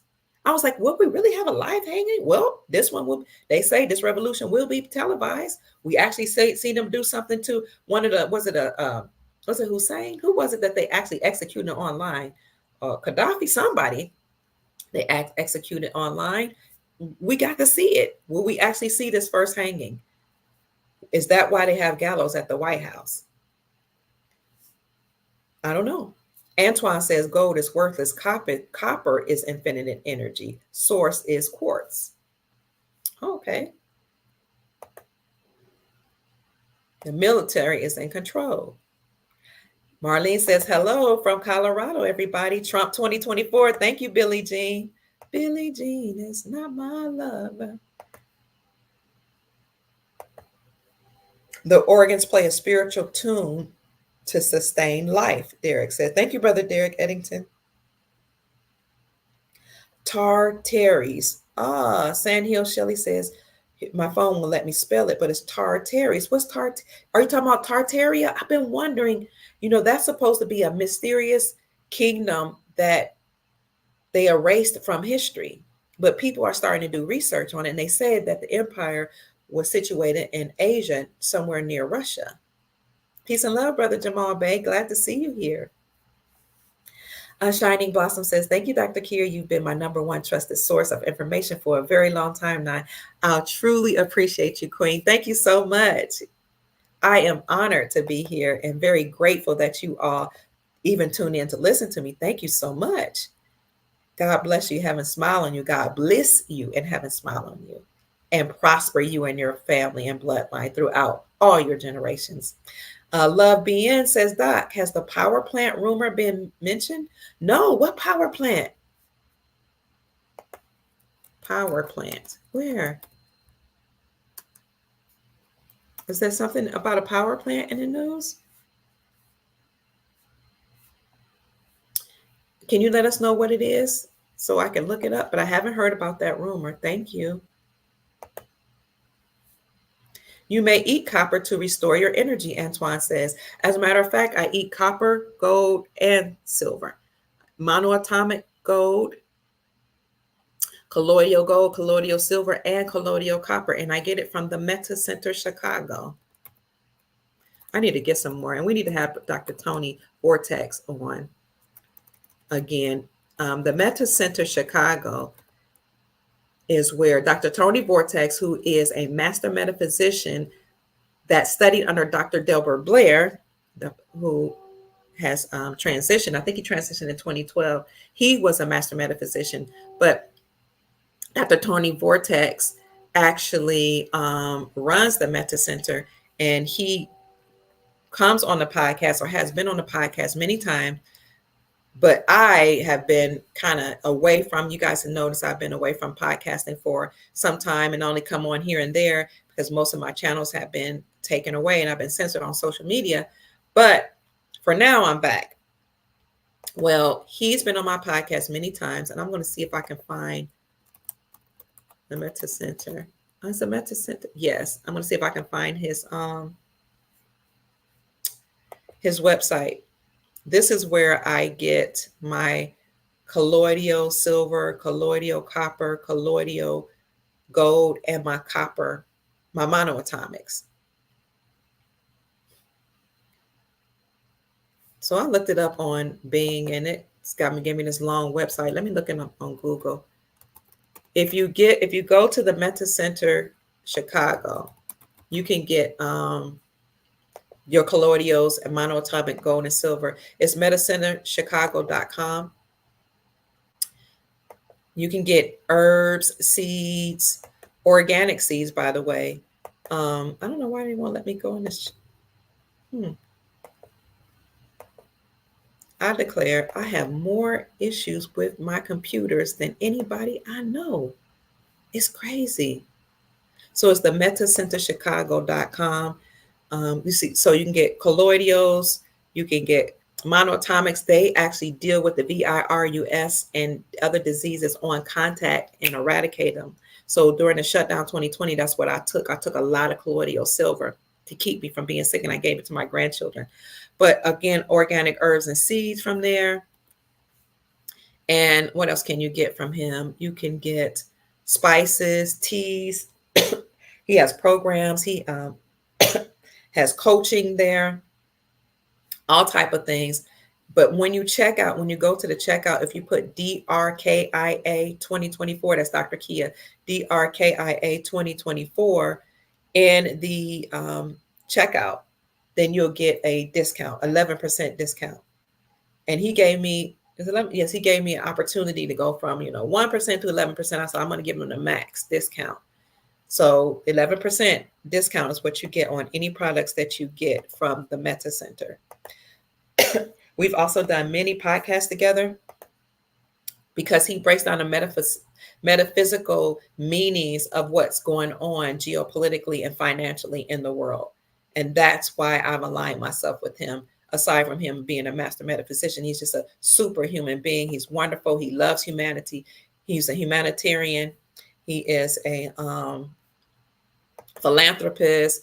He looks very young. If you look at him, he looks like he's in his 20s. The man is over 40. I think he's like in his mid 40s.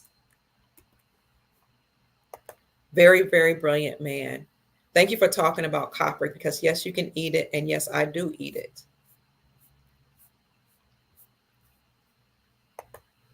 This is his website. Ooh, it's a long one. Just do metacenterchicago.com. It'll come up, the main page.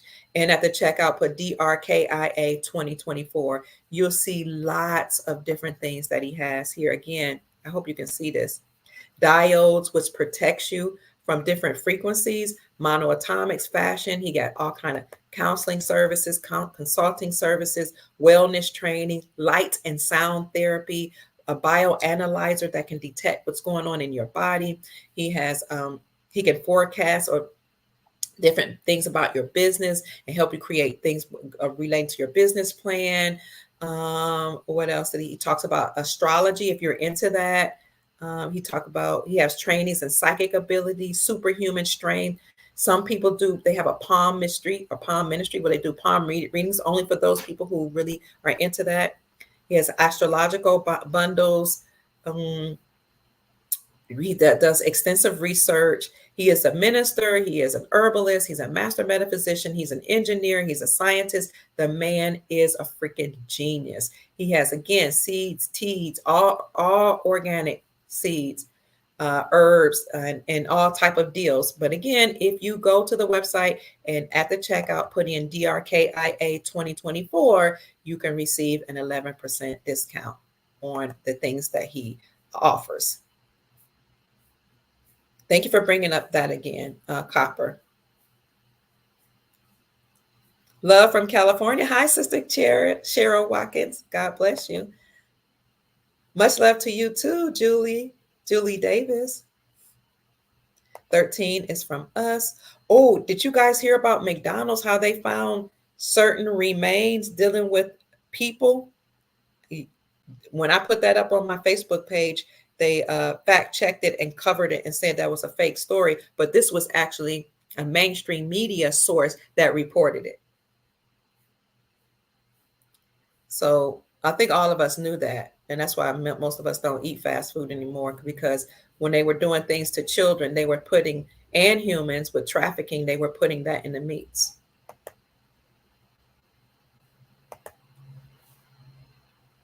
Hmm. Flynn showed it from the side parking lot view. What, the hanging gallows or what? So, family, Sinbad says, imagine if we all helped each other and didn't treat cash as God. What kind of world would we live in? Amen. They put all type of things in our food and water because they don't want us to activate our higher self. They don't want us to do things like we used to fly, they say. We used to access many parts of our brain, but we're not able to do that anymore. But we need to relearn how to do those things. Horatio say, please check this out. We won. Tunica won versus C191 on the 6th of June. Oh, 6 C on versus C191, 6 June 1848 in Morocco, North America, and the adjoining islands. Oh, this is the case. Tunica versus C191, 6th of June 1848, Morocco. Okay, Horatio, thank you, Horatio Bay. She definitely won her case against the United States Incorporated, the Washita Empress. Allegedly, she has a great granddaughter who's still alive, who's in hiding right now. See if I can find it. I don't know if it's on my page. I had it on my page. Let me stop sharing that. Keep checking in, family. I appreciate you for staying with me, family. I mean, it's election day. I really don't have much to do.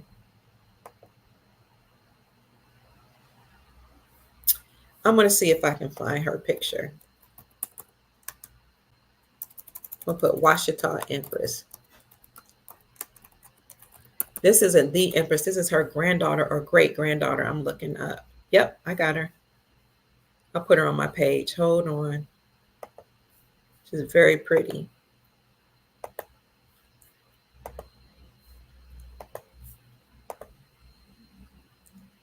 I put her on my page March 27, 2022. Her Highness Divine, Her Majesty, Empress Wendy Farrakha Washita, current Empress of the Washita people in the land of Mu here in America, aka she's also known as the Princess of the Ashita Indigenous Peoples of North America. This is her. She's either I think she's the great granddaughter or great great granddaughter of Empress Verdi I.C. L. Turner Bay, who took the United States Incorporated to court, to the World Court, and won her case, stating that these bloodline families had stolen land from the Ashita and Aboriginal copper colored people here in America. Also stating that the Louisiana Purchase was actually a Louisiana theft. She brought the allodial title and she won $85 quadrillion. Dr. Kia had her information on her old channel. And Dr. Kia, do you know how to get in contact with the Washita people? I had information in my, let me see, I hope it's still in my YouTube. I mean, not my YouTube, but I had all this on my old YouTube channel. The first one they took away a year and a half ago or a year ago. Can you believe, within a year, I've had 7 channels that they took down and demonetized. I create one, they get rid of it. Create another one, they get rid of it. Create another one, get rid of it. And refuse to pay me the money that I had earned. But I had information here. Okay, hold on. Let me show you information about the Washita. Account suspended? Whoa. I had a website that was about the Washita Empire, and that account has been suspended. Oh my gosh. Okay, let me see if I find this other one. The official United Washita de Dugumagia, More Nations History. Let me see if I can, that website. Oh, good. That one's still up. Here you go. Here's some information. You can look up Empress Verdiasi Turner Bay on YouTube and see her speaking. But let me show you this website here that gives you information about the history of the Washita people. Whoops, where is it? 1 minute, just a moment. I have too many tabs up. God, where is it? There it is. I got to get rid of this ad. 1 second. Oh, that just made it worse. Close. Okay.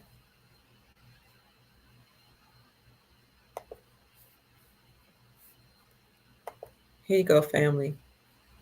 Ancestral, urban, organic, and wild crafted health products and more on this channel.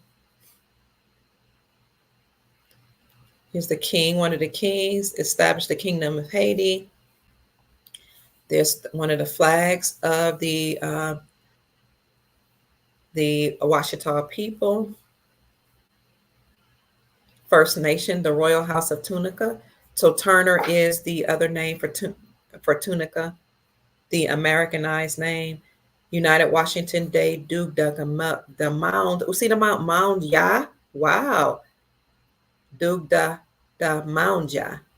See the word mound in here? We have lots of mounds and pyramids still here this day in America. In fact, I just saw a video of Nevada that shows all these pyramids that are hidden under the sand. And you have mounds all over America, more mounds and pyramids in America than in anywhere in the world. The Washita Sagamores of the First Nation, the Royal House of Tunica here. And it talks about the Washita, Eye of Herod, Light of Revealers, the Wichita. I guess these are all the known names. Mandingo, Egyptian, Nubians, those are the Ethiopians. Al-Nube, East African, Dinka people that largely dwell in Egypt and Sudan, Kush region. They were the ancient Egyptians, Cometians, Tamarian. There's that word. Remember I said I'm trying to figure out what I call them? Tartarians. Oh, that's Tarmarian. Okay. People. So Amun Ra. So I have looked at this, but it's been years ago. I'll put that in the description section for you. They talked about Prophet Noble Drew Ali and give information and history about the people. There are many tabs you can go to, or used to be able to go. Yeah, see here more. When you scroll down to more at the top, they give you more information. There used to also be a 1-800 number you could call, but I'll have to put that in the description section of my video. They had dismantled that or disenabled that section of YouTube. I couldn't even put anything in the description section, but now I can do that for you. So now this channel is monetized. I don't know if they allow me to actually have money because they took money from me before, but I'm going to put that in the description section for you. If you go to www.dralimelbey, www.dralimelbey.com/the official United Washita Day Duke the Mound Ya More Nation History.html. But I'll put that in the description section for you all so you can learn more about the Washita people. Anthony Hood. Hi, Brother Anthony. You've been a supporter and my brother for a long time. I love you. Thank you so much. He says he lived down the street from me in my town of Mount Clemens, Michigan. Wow. Awesome. AMK says stay out of the woods at night. Yes, please do, because they're getting rid of those entities and those hybrid, animal, human, extraterrestrial hybrids that these beings created. They're hiding in the woods and in the forest and underground. And they're now the military is like exploding those areas, and they may try to come out or at least scatter themselves in the woods. So stay out of them. We are Creeks and Cherokee and white. AMK says, thank you for sharing that. No matter what they try to do, Horatio says they cannot stop the truth. AMK says that's where Bigfoot comes from. My husband, 25 years ago, in the field behind our house, saw a werewolf type of being. 6 years ago, my granddaughter saw the same thing at the edge of our yard. They are real, excuse me. CD City says, Barbara, I've been following Dr. Ray Hagins for about 10 years. He's definitely helped liberate me. He is a personal friend of mine. I've tried to call him a couple weeks ago. I need to check on him because I heard he's not well. He's ill. He's okay, but he's going through health some type of treatments right now. I actually spent time with him when I was traveling. I think I was traveling. Where was I traveling through? I think I was traveling through the South. I was on my way to the West Coast and spent time with him. He spent time with me and my children. And then I visited my sister also in Georgia when she lived in Georgia, and he came and spent time with my family. So wonderful human being. I love Dr. Ray Hagins. He's an awesome gentleman. He has awakened a lot of people to let us know that, we're not enslaved. We're not slave. If a lot of us, we've been enslaved financially and in our minds, but we can break from those shackles. A lot of slavery happens by choice because when you it's called tacit agreement. When you agree to certain regimes, when you agree to certain laws, when you agree, oftentimes we agree under duress or by force or trickery, then we are participating in our own enslavement. When we agreed to racism, then we participated in enslavement because we became easily controlled now and easily controllable by hating our own brothers and sisters and our own family members just because our skin color was different. That's enslavement. When you allow somebody to control your mind, when you participate in programming by watching TV programs and ingesting that as truth and allowing that to harvest your energy and making you angry and upset or scared or whatever, they were harnessing our energy. That's why they call television programs programming our mind. We have to stop participating in our own enslavement and break free from that. And that's what we're doing here right now today by sharing information. Sister Serena, I think it's the Sister Serena Ash says Tartaria was an old world fairs. I have pictures on old postcards of Tartaria. Old world fairs, old world. Yeah, and I heard that it's been like they try to erase it from history. Thank you. AMK says, I am white with the Indian bloodline. My grandparents were poor Indian. Wow. Thank you for sharing that with us. Like we're all interrelated now, right? We all have mixed. Whether you are the Indians that came from Asia that crossed the Bering Strait, trying to, flee all the wars that were going on over there. Those are the ones that they call Native Americans, the ones that are Mongoloid.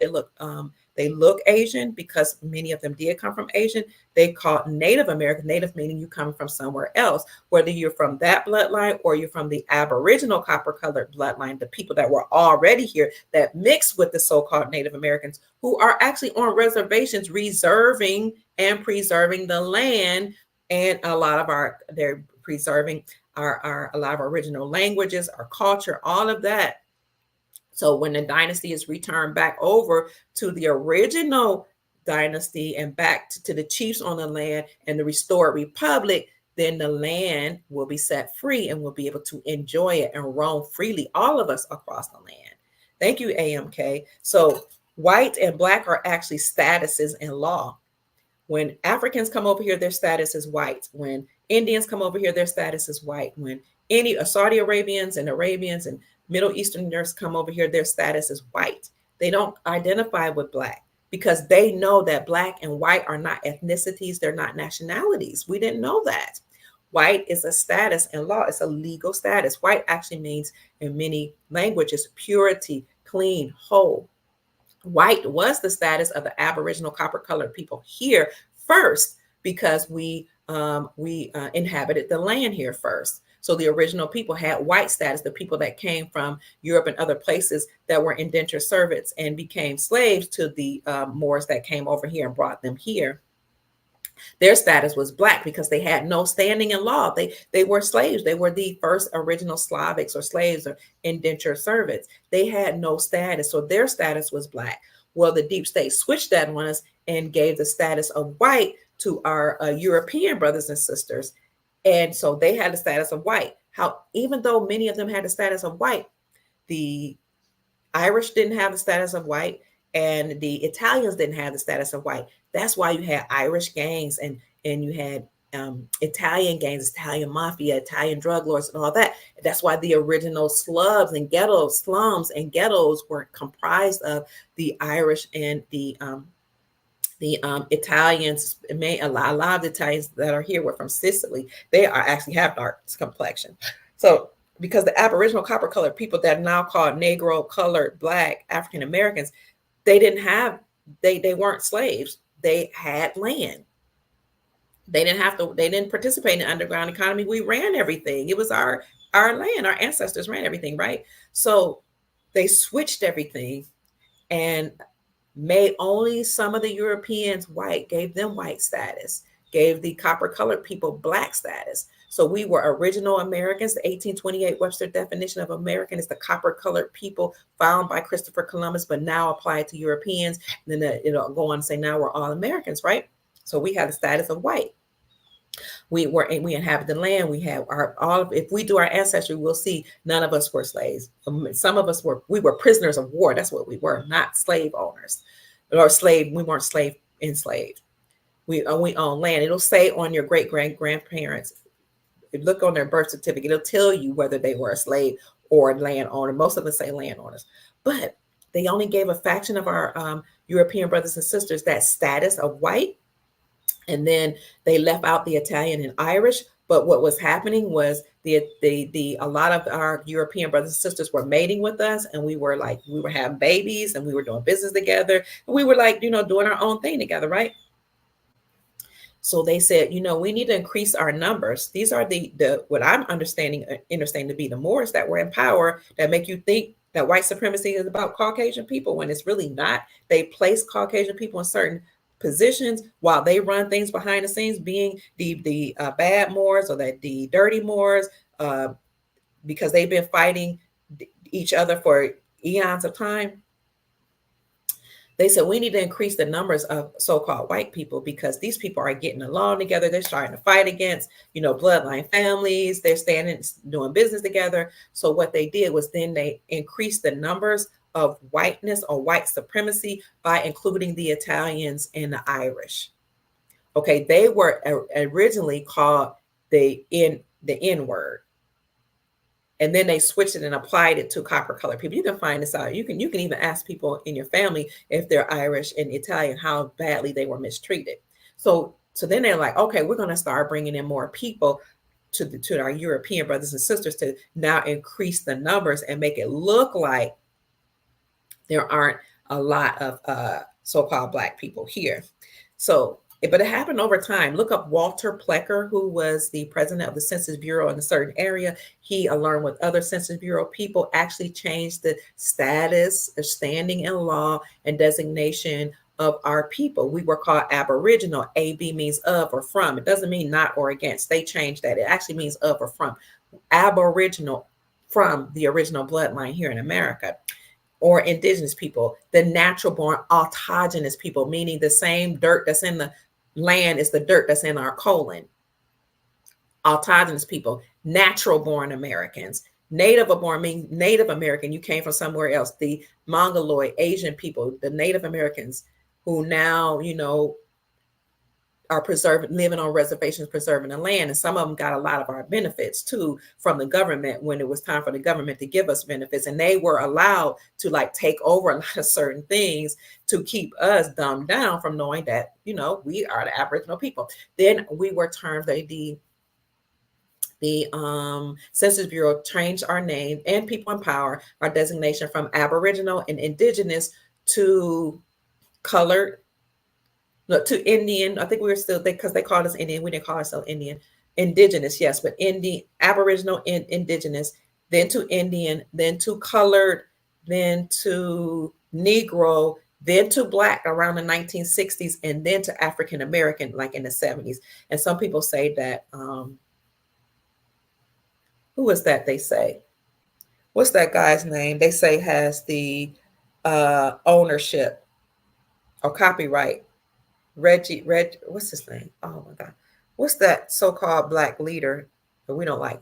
In the 70s, they say he owns the rights to the name African American. But if you look it up, the category African American relates to produce and meats. So they're calling us produce and meat.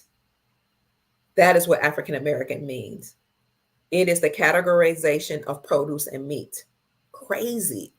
But they called us black in the 1960s, which most of our people did not like being called black. Nobody liked being called black because it's an absence of color. And the legal status means, according to their law dictionary, you have no standing in law. Well, they called us black. My uncles and aunts and daddy never liked being called black. But then the deep state, who controls Hollywood and their entertainers, commissioned James Brown to sing the song, "Say It Loud, I'm Black and I'm Proud." And they start talking about black power instead of talking about human power.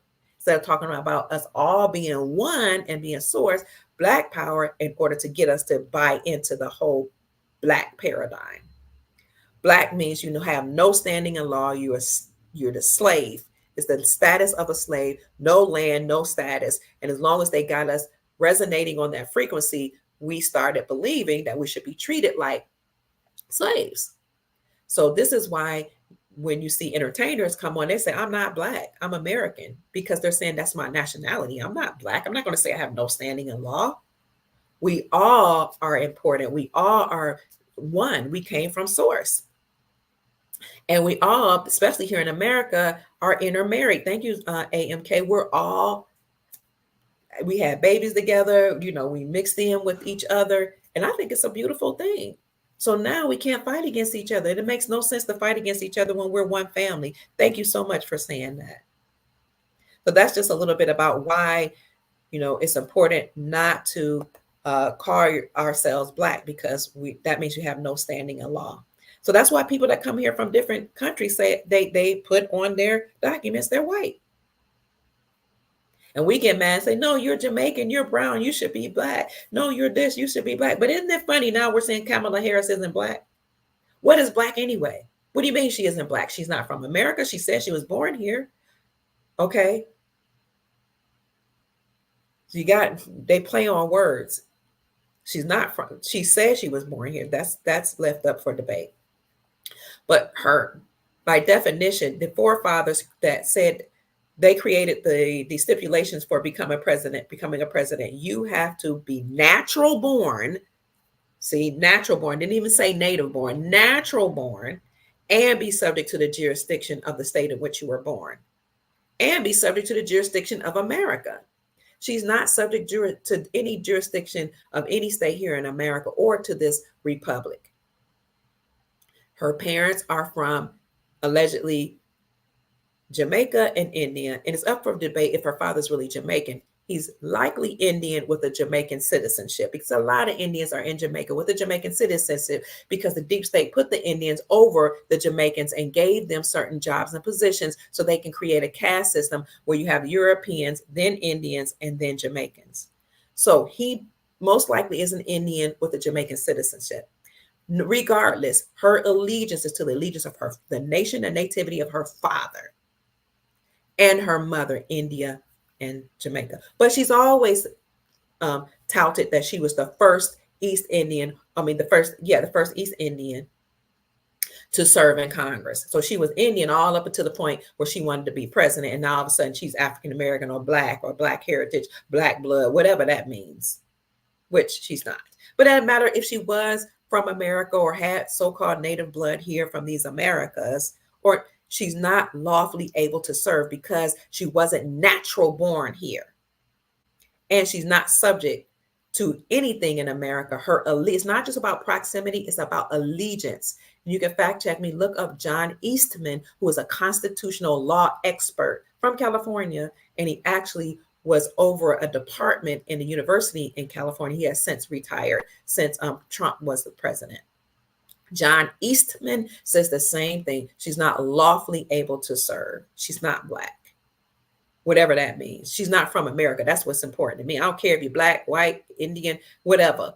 You're not natural born. And even if you were natural born here in America, you don't have an allegiance to none of us Americans. I'm talking about we the people. We don't care about skin complexion. But at some point, as Divine Hazel says, all people all over the planet will become crystalline. And that's what the Bible, when it talks about translation of people, in a moment of the twinkling of an eye, we shall all be changed. That changing that they reference was prophecy and foretelling that at a certain time we're all going to walk through certain chambers, I've been told, with our guardian angel or with our galactic angel or mentor. We're going to walk through certain chambers, and our bodies will become crystalline. Whether or not you walk through a literal chamber or whether or not the whole earth is going to ascend and resonate at a high vibrational frequency, or however that's going to happen, all humans, all of us here that remain on earth, as the earth evolves and transcends to this beautiful new reality, we all will become crystalline. Our bodies will become crystalline. That's what the scripture was talking about when the second coming of Christ. There's a Christ consciousness that's going to happen. In a moment, in a twinkling of an eye, the revelation is talking about our bodies will be changed. We're going to become crystalline. We're going to experience heaven on earth. We're creating that right now by vibrating at a high frequency, by staying joyous, by staying positive, by encouraging each other, by loving each other, by supporting each other, by being here for one another, by helping each other when the Sarah and Jasara comes in, and when your currencies revalue and you become very wealthy. We will all experience in massive amounts of joy, and we are right here and now and in the future creating heaven here on earth. Hey, Andrea says sweets for Trump, baby. He's checking in. The website from the Meta Center is metacenterchicago.com. Trump is talking about getting free from this beast system. Absolutely. Thank you so much, Chantrice. Put up the code. Thank you, guys. You guys are awesome. So, Mickey M. Ba CO6 says if you want monoatomic gold, any monoatomics, which by the way, monoatomic gold is actually the manna from high that the children of Israel ate when they were in the wilderness after they had come out of the land of Egypt, out of slavery, and going into the promised land. They asked for manna, they asked for food. God, the creator gave them manna from on high, which many scientists has purported that the monoatomic gold is that manna that they ate. It activates your pineal gland. It gives you psychic powers, which just means that you're able to think clearly, see clearly, sometimes see into the future. It helps your dreams become more vivid. It makes your body feel better. It addresses certain ailments in the body. So if you want monoatomic gold, if you want colloidal silver, colloidal copper, colloidal gold, or you want organic heirloom seeds, you can go to this website if you desire coaching, counseling for your business, for yourself. If you want to go through he has these machines that actually detect certain ailments in your body, and then he and his team can come up with certain treatments or different things to address those. He has teas even. I've taken his teas for hot flashes. I've taken his teas to help me sleep better. I've taken teas to address certain things. He has this wonderful honey that is lavender infused that helped me to sleep and just made my nerves completely calm. What I call nerves, but my body calm. He has all types of things, and even clothes, certain fashion that he has and jewelry that he has. And you can do consultations with Dr. Tony Vortex, who's a master metaphysician, an engineer, a scientist, and he has different, not degrees, but that I want certifications in ministry. He's been doing this for many, many years. He studied under the master metaphysician, Dr. Delbert Blair, who foretold about the earth. Remember, he talked about the earth ascending. He talked about the planet going through a change. He talked about us receiving crystalline bodies. He introduced diodes. He introduced all these things about which I'm speaking In the 1980s and 90s, he actually met with different galactic beings. He met with people who actually cleaned water and presented and sold clean water, one of which was a female friend that the deep state took out. They poisoned her. They poisoned his wife. They poisoned him many times. He lived through it. But in 2012, he did ascend, Dr. Delbert Blair. He talked about this, that we were going to have a new earth, a new planet. I don't know if you guys remember that. All the things we're talking about, entering the age of Aquarius, the earth going through a change, that we're talking 5D, going into 5 dimensions. He talked about this in the 80s and 90s, and maybe even before that. I actually had the esteemed pleasure of speaking with him on the phone. I never met him in person, and ordered from him in like 2009.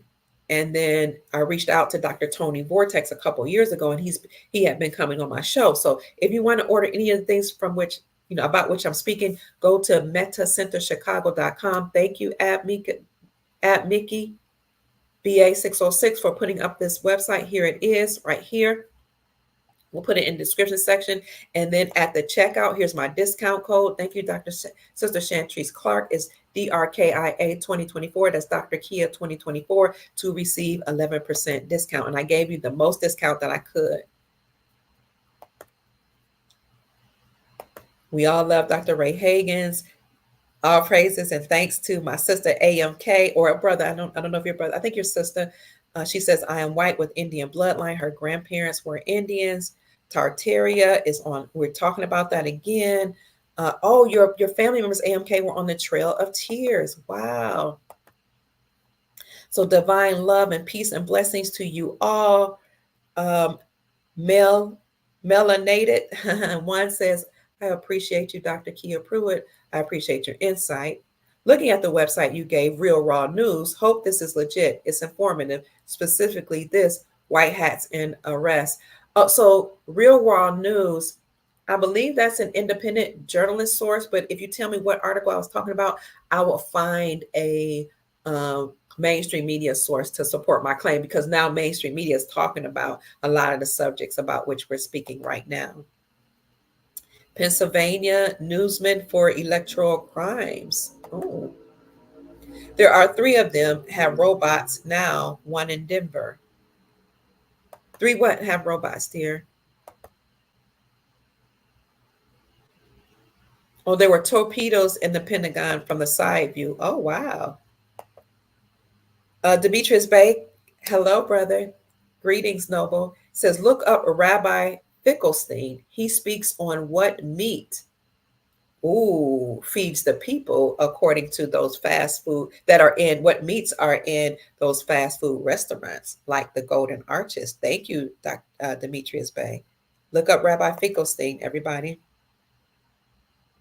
Oh, Sue Maddie says, when I was a child, I used to open up my arms and fly. Woo wee! That brings me so much joy. We actually have that ability. I used to levitate all the time as a child and a teenager, and it became so normal. I thought that people just did that. And I remember running down the steps to tell my mom, I was laying on my bed, and all of a sudden I just levitated. I just went up in the air. And I don't know how that happened. Like, it would just happen. And I didn't necessarily control it. We also used to transport our bodies, is it called transportation? I think it is. Where you could go from one place to the other, just your whole body moves. My grandson tells me he does it. He will come and tell me, Granny, I just transported from this place to that place. I'm like, really? Like, what happened? You went through the wall? He said, I didn't have to open the door. I just transported. His name is Amin Ra, by the way. He saw his mother in a dream when he was in the womb. He met his mom in a dream and said, my name is Amin Ra. I've come to save my people. And he's a vegan by choice. First of all, my mom, she didn't eat meat when she gave birth to him. And sometimes she eats meat, but he's 7 now, he says, I don't eat meat. I don't eat meat products. I won't eat sugar. Every now and then he just eat a little bit. He reads the ingredients. He skipped a couple grades in school. He's just brilliant. But Amirah tells me that he transports his body. That's so awesome, Sister Sue Maddie. That's so beautiful. There's a woman by the name of Dr. Jewel Pukra. think her name is Pukram. She says that we have so many parts of our brains that we haven't activated yet. And when we reconnect to that ability, we'll be flying like you do, Sister Sue. And in fact, these beings that seated us here in on the planet, they've done certain things to put a cap on our DNA so that we won't live long, so that we can't regrow our limbs like we used to regrow our teeth, so that we have a hard time ascending. And they forced us to do loops so that, and they say the moon is a soul harvesting. I don't want to call it a planet or a thing that, and that's why the DreamWorks logo is a little boy sitting on the moon with a fishing rod, that fishing for souls, because they take our soul and they reincarnate us and force us to keep reliving lives here, and instead of transcending and going up to raising and ascending to higher dimensions. But that's been halted. We'll now be able to do those things again, like fly, like live longer, like regrow our limbs, regrow our teeth. And the precursor to that is the med beds that are coming out now. Thank you, Horatio. Yes, yes, our forefathers, the Aboriginal copper colored people, were from America, not Africa. Thank you, Sister Cheryl. Serena says there are beautiful Tartarian buildings. My old postcards of the old world fairs in America show that. Thank you. Sister Barbara says Dr. Ray Hagins is helping people get rid of this beast system by helping us to break the chains from our minds.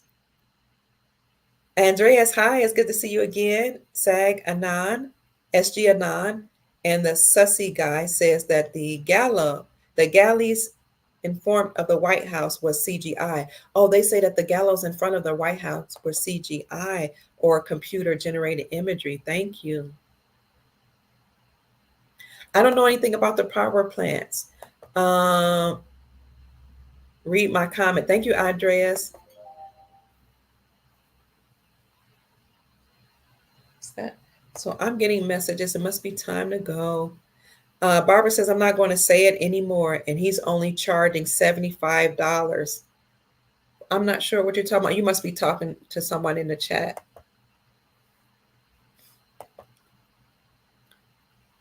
Yes. Oh, CD City's been following Dr. Ray Hagins for 10 years. That's awesome. Over 10 years. We talked about the Bigfoot. Horatio say the Washita. He's you must be Horatio's Washita. Yes, sis. We the Washita are still here in America. AMK says my uncle is a huge redneck hunter. He told my cousin to stab the woods at night. She used to sneak out and walk around her friend. He told her, you do not realize what's out there. Right. The hunters would know. A lot of our redneck brothers and sisters, the patriots, that they were trying to tell us, we need our second right amendments, gun up. They also taught us how to prepare by storing food and having, supplies on hand. And we have come to realize that the Confederate flag is not an evil flag. We've been brainwashed and conditioned to just hate everybody. But the Confederate flag was actually our flag, Aboriginal, what they say Aboriginal people or copper colored people had a Confederate flag. I'm not sure what it represents, but it's not about slavery or hating the Aboriginal people.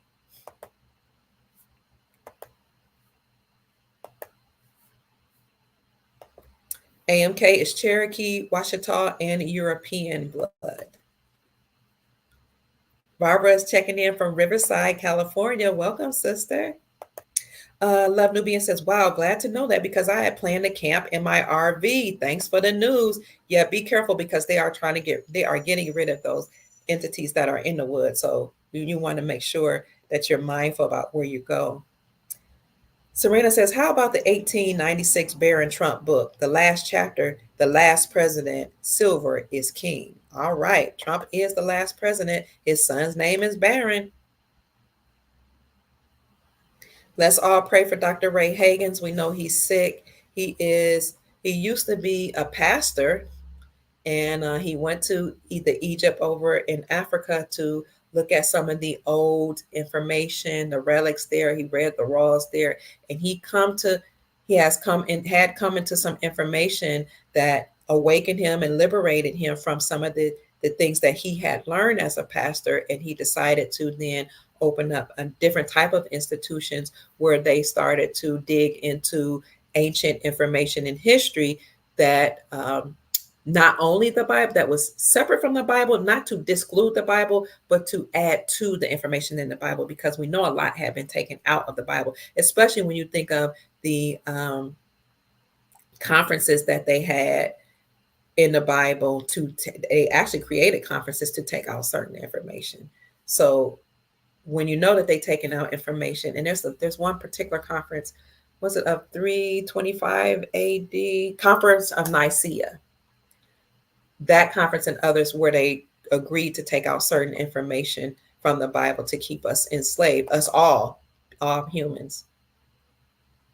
Horatio H. Davis Bay says, family, I ask that you all please pray for my tribe here because I just lost my mom. Oh, Horatio, we're so sorry. We send you our love and our comfort, and prayers of blessing, that the Most High will give you peace of mind, and that the Most High and the people around you will love you and just be there for you in your time of need, your time of loss.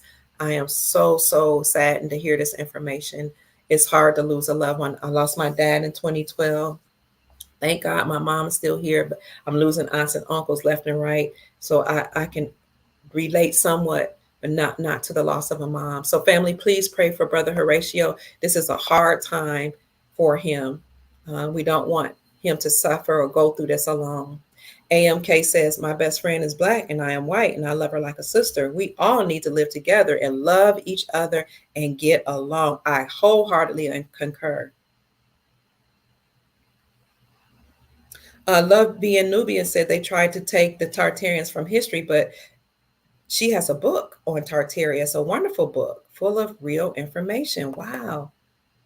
Obama and the Clintons, you're a divider of racist spewing hate. Ooh. Oh, those two are? Right, because I refuse to spew hate. We're all one. Divine Hazel is from the blood of Micmac and Native nations. All right.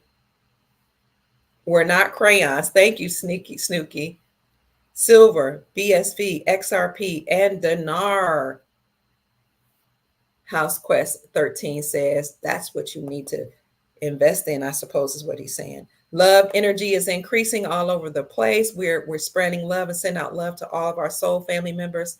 Copper Tone Wild One says, look at the 1790 census, the first ever on the land. Thank you, Copper Tone. Copper Tone says, I'll tell you if your people are slaves or not, and guarantee 97% of copper colored people are from right here in America and not anywhere else. That's the truth. I love you, Frank75. Thank you for being here. I love you, my dear friend. Doctor, I love you, my dear friend. I love you back. I love you more. Something proves tax exemptions. They're putting, they're putting something in our food. Okay. Jesse Jackson, thank you so much. Jesse Jackson is who I heard owns the rights to the name African American. I heard he was commissioned in the 1970s to give the copper colored races in America a name or designation after we were given the name Black in the 1960s. And in the 1970s, they came up with African American. That two saying we came from two continents, which is not true. They keep saying we came from Africa. Now we're here in America, and they make us think that we're not from here, but we are. And all we have to do is look into our own history. As Linda says, Sister Linda DeCarlo says, we're all brothers and sisters in Christ. How dare anybody tell us to hate another Christian or another human being? I add that part. We hate no one. We love everyone. Michael says, like the blood types A, B, O, the aboriginals, organic original people from the inhabitants' environment. ABO, abo as an aboriginal. AB bloodline, right? Old bloodline. Thank you so much for saying that. Serena says she'll send pics of the old world fairs. Yes. St. Louis expedition. It was beautiful. that we have some Tartarian buildings, and there are buildings in Charleston, South Carolina that look like Tartaria. And she's bringing that up because I said I'm interested in Tartaria, which they say was situated in Asia near Russia. Vladimir Putin is from that area. And I'm saying he has some relationship with America. He keeps trying to awaken the copper colored people here. And he, opened up the vaults that show that, the original depictions of Jesus was brown and indeed the disciples were brown. And he's like, y'all need to wake up, and it's something that they were talking about. I think we were talking about that this summer. So I'm like, I'm really interested in Tartaria, and I'm starting to do research. And then I'm hearing that Tartaria might have even included America. So, we heard of the Moroccan Empire, and I want to know where Tartaria is and what was that about. And all this information, family, is going to come out once Trump becomes the president. Well, he is still the commander-in-chief, but when he comes back. Candace has been going in on Kamala Harris. Many people are saying she's actually a man named Kamal Arush. Yes, from Pakistan. Absolutely. And there was a person that goes by the name of Patrick Kennedy that said that in 2018 publicly. Well, he did it on his Twitter account. It was either Twitter or Insta. I think it was his Twitter account. So yes, they're saying that's Kamal Arush from Pakistan. Isn't that interesting? Thank you, Sister Sue Maddie. Crazy. These people are not from here. These leaders that they put in front of us are not from America. How do we say the ones that came over on slave ships were sold by upper status blacks to the slave traders? How do you say that? They've been saying that. I don't believe it's true. AB means distant from or away from. Ab means away or distant from the original. Actually, if you look up the etymology of AB, it means from or of is what I saw as kid. But we'll look at it, darling. We'll look into that. Thank you so much. The smooth brown skin people are mentioned in the Bible now that you mentioned copper skin. Yes, ma'am. Thank you, Sister Serena. Oh, so you're talking about slave traders, AMK saying. Yeah, we don't know. We don't know why they came up with that story except for to confuse us. There likely were some slave traders, but to say that Europeans, participated in the slave trade and all their ancestors owned slaves, I reject that, sister. I'm agreeing. I just reject the premise that all of our European brothers and sisters are descendants of slave owners, because some of descendants of people that look like me were actually slave owners. Sumati says Kamal and Barack go way back. There's a picture of the two of them together. They're probably related because all of those people in power are related. And the bloodlines married married each other. Anthony says, what, those Moors that came here, did you know that the people that came here that brought Europeans here, they're actually the Brutish Moors? That's British, Brutish Moors from Britain. Thank you, Brother Anthony. Sister Serena says, bronze skinned people sounds like copper colored. And Jesus they said his skin looked like it was burnt in the wood, right? He had hair like wool. His skin was bronze. His eyes had fire in them. Copper colored. Bronze. Thank you, Brother Horatio says we're going to have glorified bodies. The Bible talks about that, or crystalline bodies. That's where we're going. So keep your vibrations high, stay on the love frequency, stay in the joy frequency, make sure we support each other, we stay encouraged, we love on each other, we keep everybody in a high frequency. Don't buy into the mainstream news, even if they do a false flag attempt, even if they start marching and protesting, don't buy into it, don't feed into it, because if you get angry, the bad people, the minions that still are around, they will absorb that energy. When you get angry, you have hatred, you buy into the racism paradigm and all that division, you emit a psychic energy called loosh, Loosh. Those beings that are in power that are not human, they absorb loosh energy from us. They eat it, they live in it, it expands them, it makes them grow. So we're not going to give into that. Okay. So if whatever you have to do, if you have to live off grid like Love Being Nubian says she's going to do, that live off the grid so you can stay away from all the news or just turn it off. Sister Serena says, thank you for all the information about Arthur Pleckert. His name was Pleckert. Pleckert was his last name. So much history.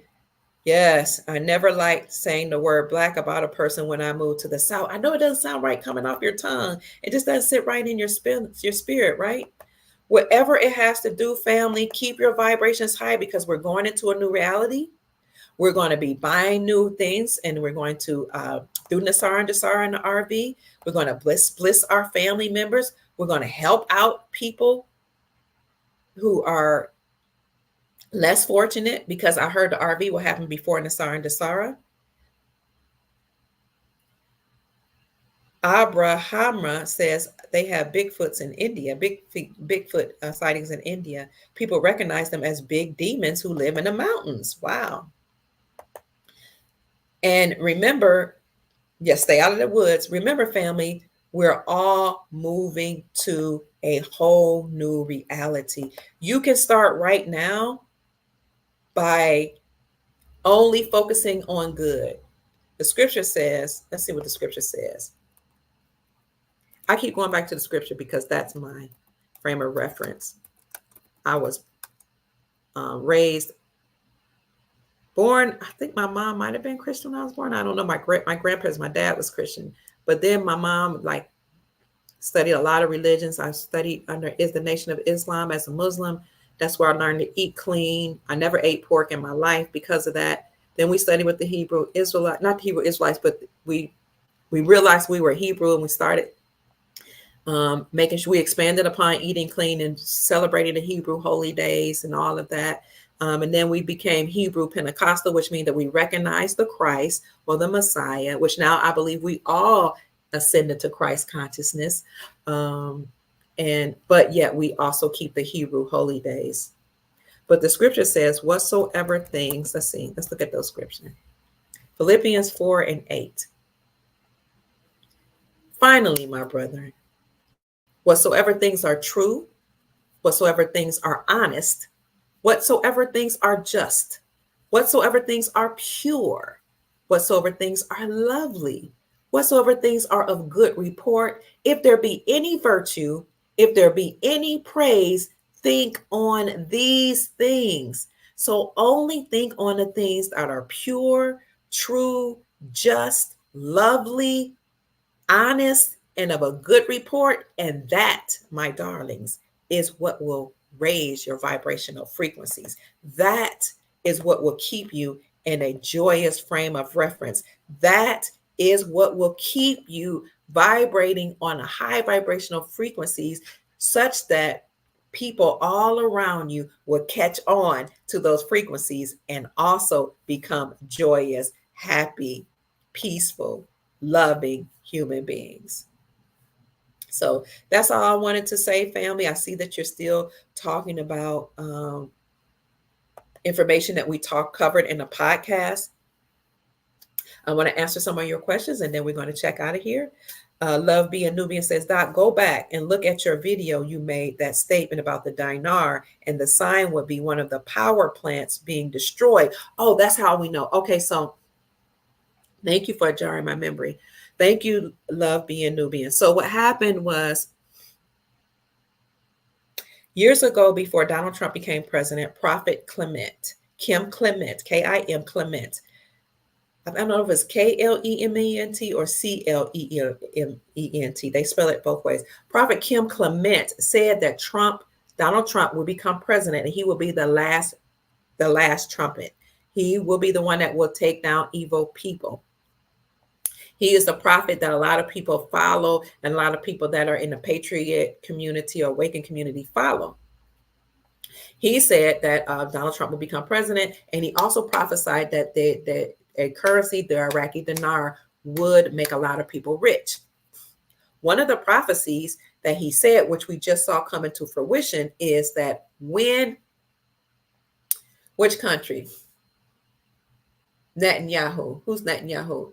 When Israel say that they're going to bomb Iran's nuclear power plant, even if it's just a symbolic bombing, when Israel say that they're going to bomb Iran's nuclear power plant, that is when the Iraqi dinar will revalue and a lot of people will become rich. That was the prophecy. Well, not long ago, Netanyahu came on CNN News and talked about blowing up Iran's nuclear power plant. If indeed the prophecy is true that Prophet Clement gave years ago, then we know the Iraqi dinar is about to revalue.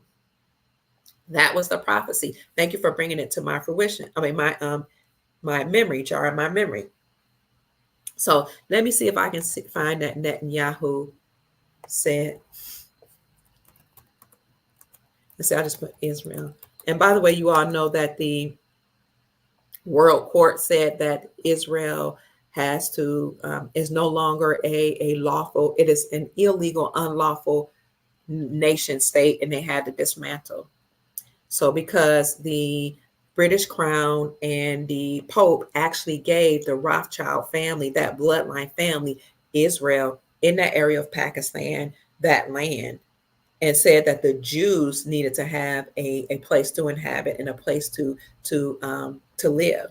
So again, the Pope and the British Crown gave the Rothschild family that part of land in the Pakistan region called Israel, and it was considered a nation state, but the World Court ruled that they are not a lawful nation state and they had to disband. And that was good because the Rothschild bloodline is not the original Hebrew people. Okay, the original, and that's why the Bible says, I know those that say that they're Jews that are not, but they are the synagogue of Satan. These people have been doing this for a long time, masquerading as the original Hebrews.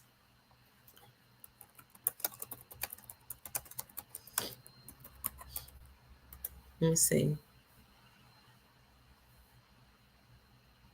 Iran vows. Oh, and Iran said they're going to retaliate against Israel.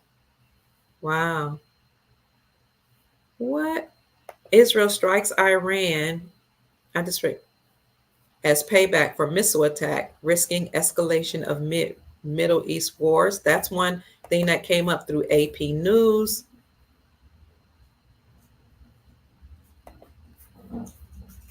So you can see that. And speaking of the Iraqi dinar, you know that President Trump said we had, did he say 32 billion? He said certain amount, billions of dinar in our bank accounts now. Let me show you.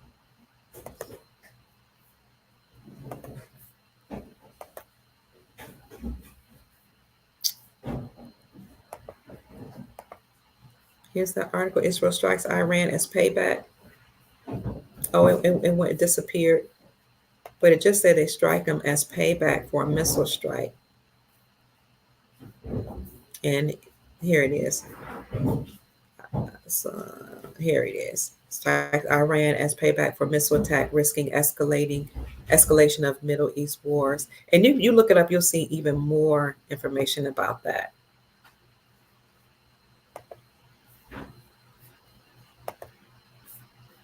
So if indeed that prophecy is true, you know that we're very, very close family.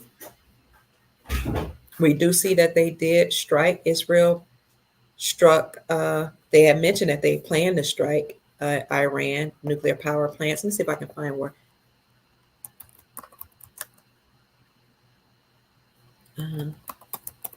Attack Iran power plants. I have so many tabs up. So I'm going to show you. I just Googled it right quick. But you can see that Netanyahu went on CNN News and actually made that announcement. This is news about attack here of the power plants. Many articles. Why an Israeli attack on Iran's nuclear power plant. Satellite images show damage from Israel's attack on October 27, 2024. Uncertainty after Israel's retaliatory strikes on Iran. An Israel attack on Iran damages facilities at a secretive military base.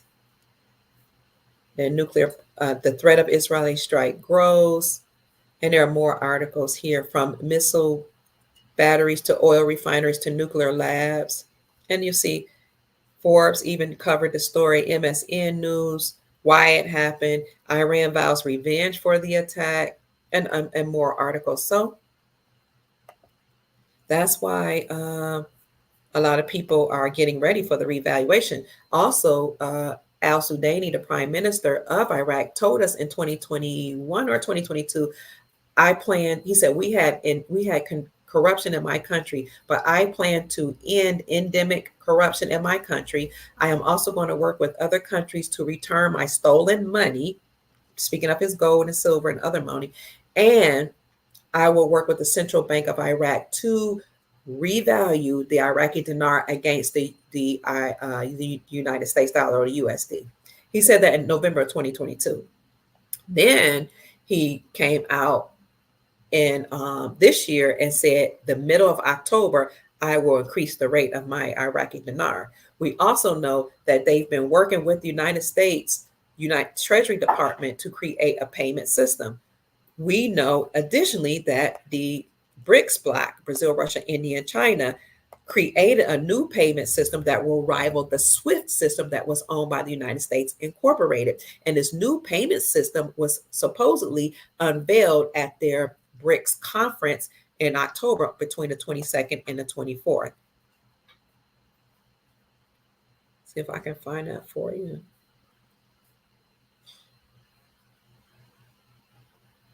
Okay, I don't have that up here.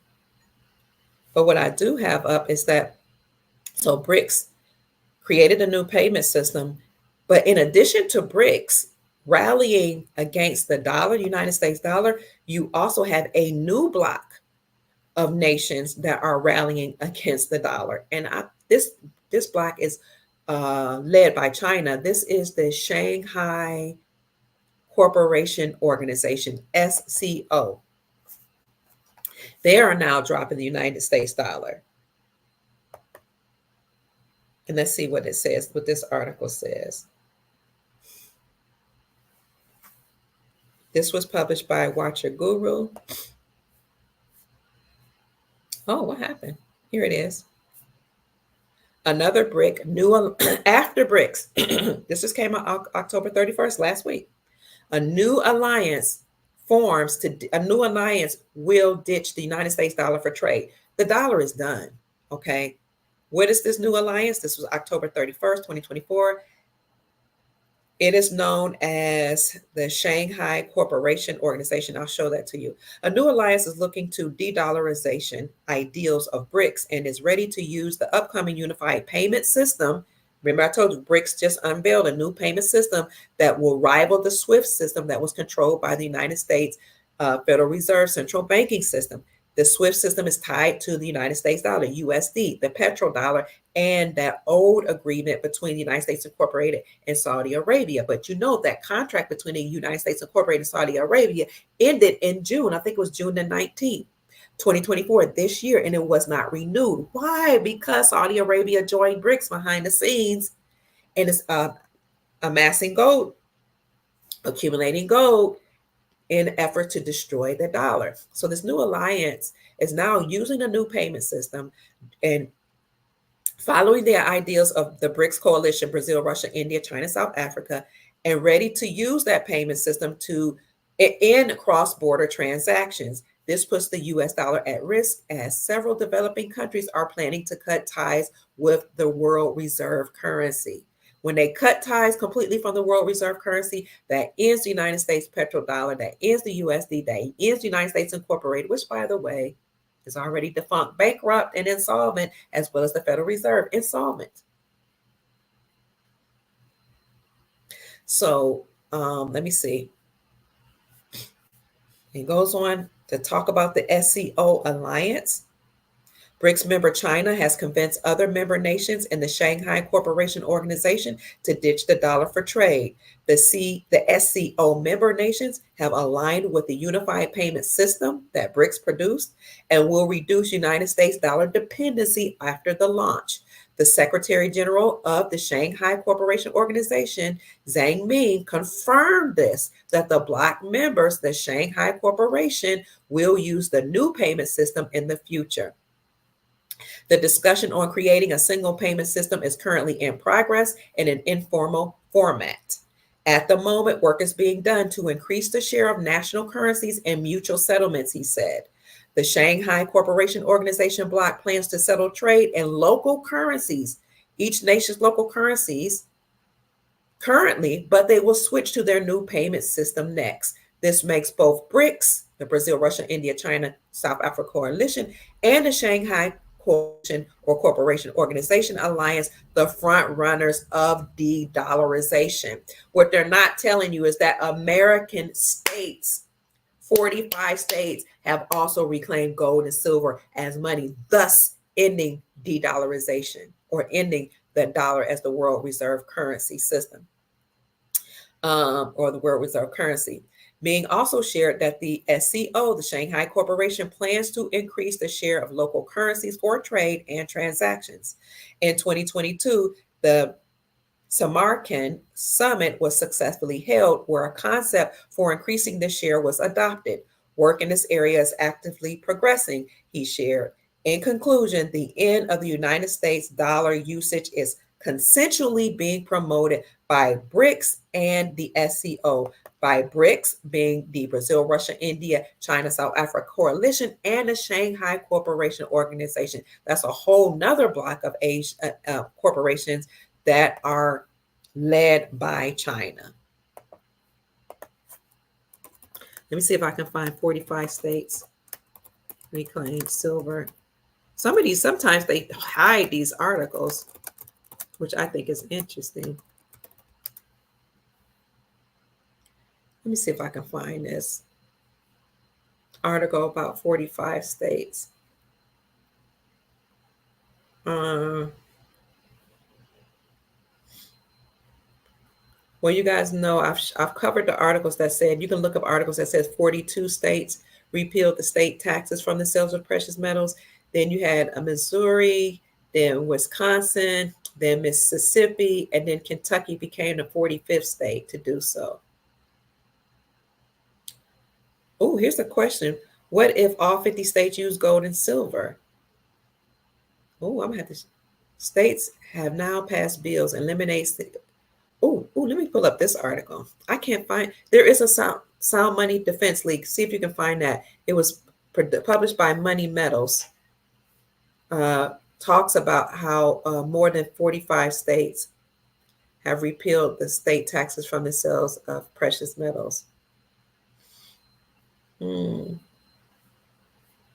Okay, this I was trying to answer the question, what if all states repeal the state taxes from silver and gold? But this article doesn't cover it like it says it will. Okay, let me get out of here. So let's go to Sound Money Defense League. Sound Money Defense League. 45 states repeal taxes from precious metals. And again, when you repeal or remove the state sale taxes from the sales of precious metals, then what you're doing is you're prioritizing silver and gold as money. You're saying silver and gold are no longer, can't be deemed as a commodity or something that, what's a commodity? An artifact, a relic. But now you have to acknowledge it as actually money. And that's in alignment with the Constitution, Article 1, Section 10, that says the only thing that can be used to pay off debts and the only thing that can be used as money is silver and gold. So I see one by the Sound Money Defense League. Here we go. Ooh. Here we go. I'm so happy I found it. Yay, yay, yay.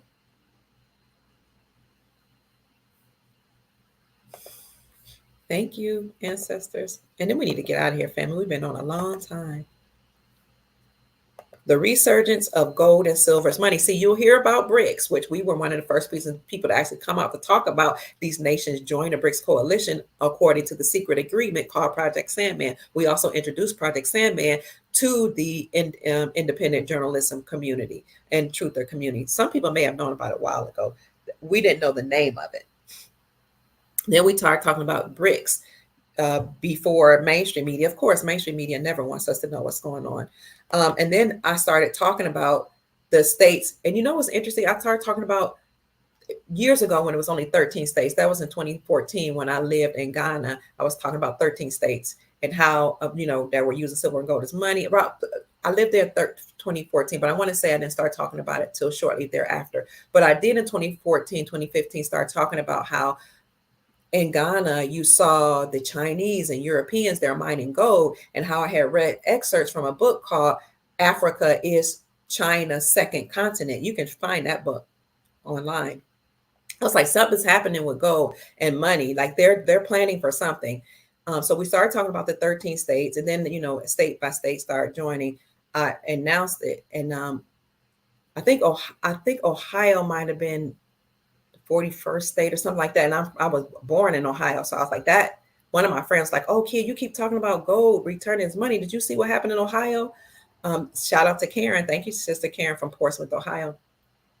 So, and then I started even talking more about states. One after one were reclaiming silver and gold as money. But what I was saying was these states are repealing the state sales taxes from the sales of precious metals, which means that we're acknowledging silver and gold as money.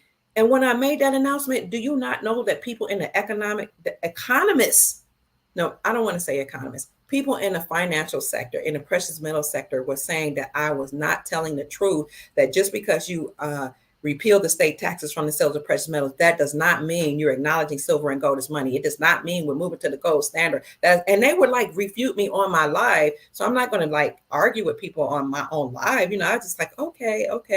But knowing that I had an understanding and an overstanding that repealing state sales taxes was actually acknowledging silver and gold as money and moving towards gold and silver as money. So I started talking about this. Oh, by the way, gold just is at $2,756 an ounce, and silver is at $32.88 an ounce. So it's going up, family. So you know what that means? We're getting closer and closer, and as silver and gold increase in value, that means the dollar is decreasing in value, and we're getting closer and closer to actually realizing silver and gold as money.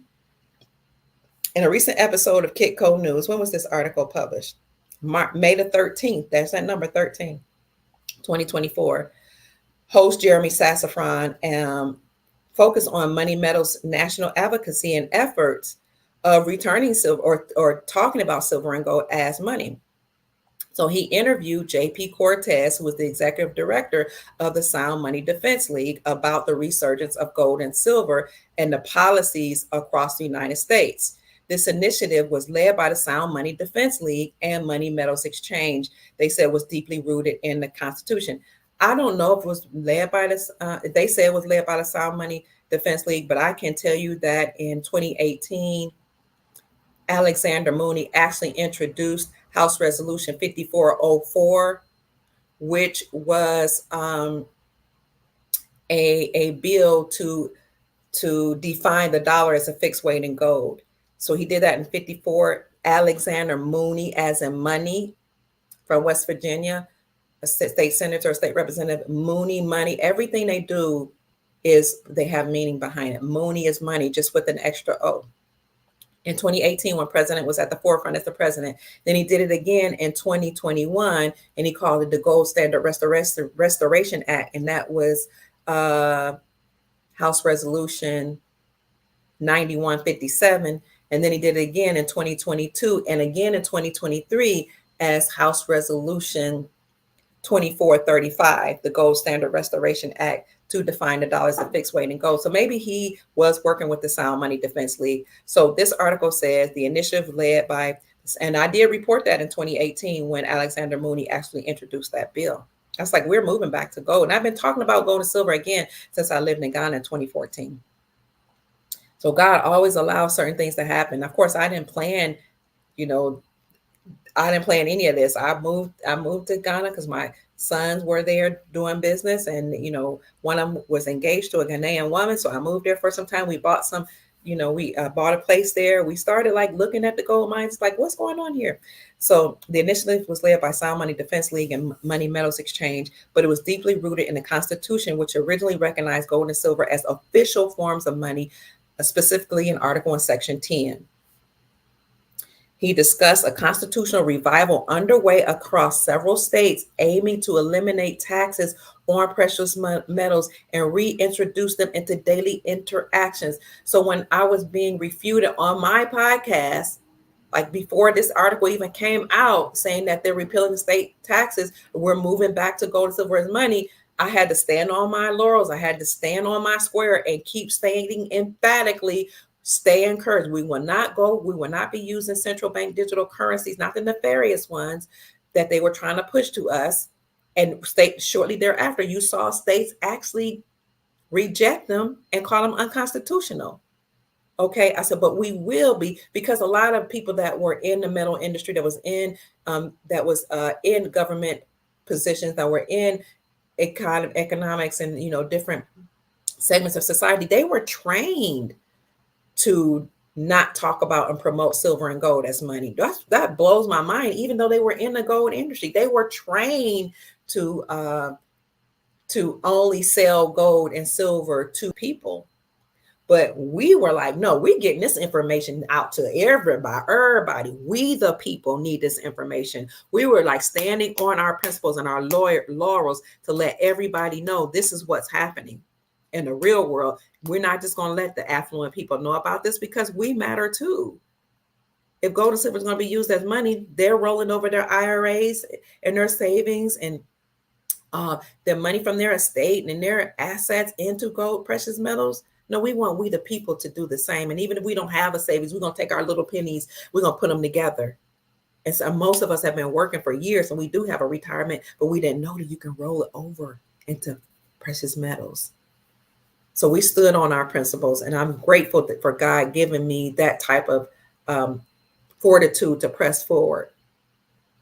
So the movement directly challenges the dominance of paper currency and the Federal Reserve's control that they had over economic stability. Cortez emphasized the reintroduction of sound money, currency that maintains its value. He's reintroducing it because we already knew it. It's crucial for long-term economic planning because silver and gold helps you against inflation. It's real money. We're going to be using that. We're going to be using what they say, digital assets as well, and on local currencies backed by silver, gold. And this is why over 45 states have repealed or removed state sales taxes from the sales of precious metals. Look at this. On the state level, and I said this before this article came out. This article just came out this year in May. I said it years ago. And I stood on it. On the state level, because each state works as a country, according to our Constitution, our republic, significant progress has been made to mitigate issues by repealing sales and capital gains tax on precious metals. Cortez highlighted that more than 45 states have removed sales taxes on gold and silver, and 33 states have eliminated capital gain tax on these metals. This legislative trend is reducing the financial barriers to using gold and silver as money. So where do you get gold and silver? You can get it from a local coin shop. Look up numismatics near me or coin company near me. You can get it from there. I'm not selling precious metals currently or a lot or overtly anymore because oh, wow. Because I'm going to read some of your comments that I'm not going to put up. Because did I hear that Minister Farrakhan owns half of North America? No, I didn't. But, a lot of people they put in powers, I kind of wonder who they are for real. I haven't been selling gold and silver overtly because my channel's been taken down. I'm just moving in a new direction. But if you just don't know where to go, you can go to your local coin shop, or you can go to Miles Franklin and you can call them at 952-929-7006 and let them know that Dr. Kia Pruitt referred you, or you can send an email to info@milesfranklin.com. But if you want it in your hands right away, I would say go to a local coin shop. You can get it right now. Nope. And keep your lips sealed, family. I see what you guys are saying. AMK says, yes, love. I saw that doc with that demon Jew with a black hat on. Oh, I don't know who you guys are talking. Oh, that documentary, I think. So, family, please keep your frequencies high.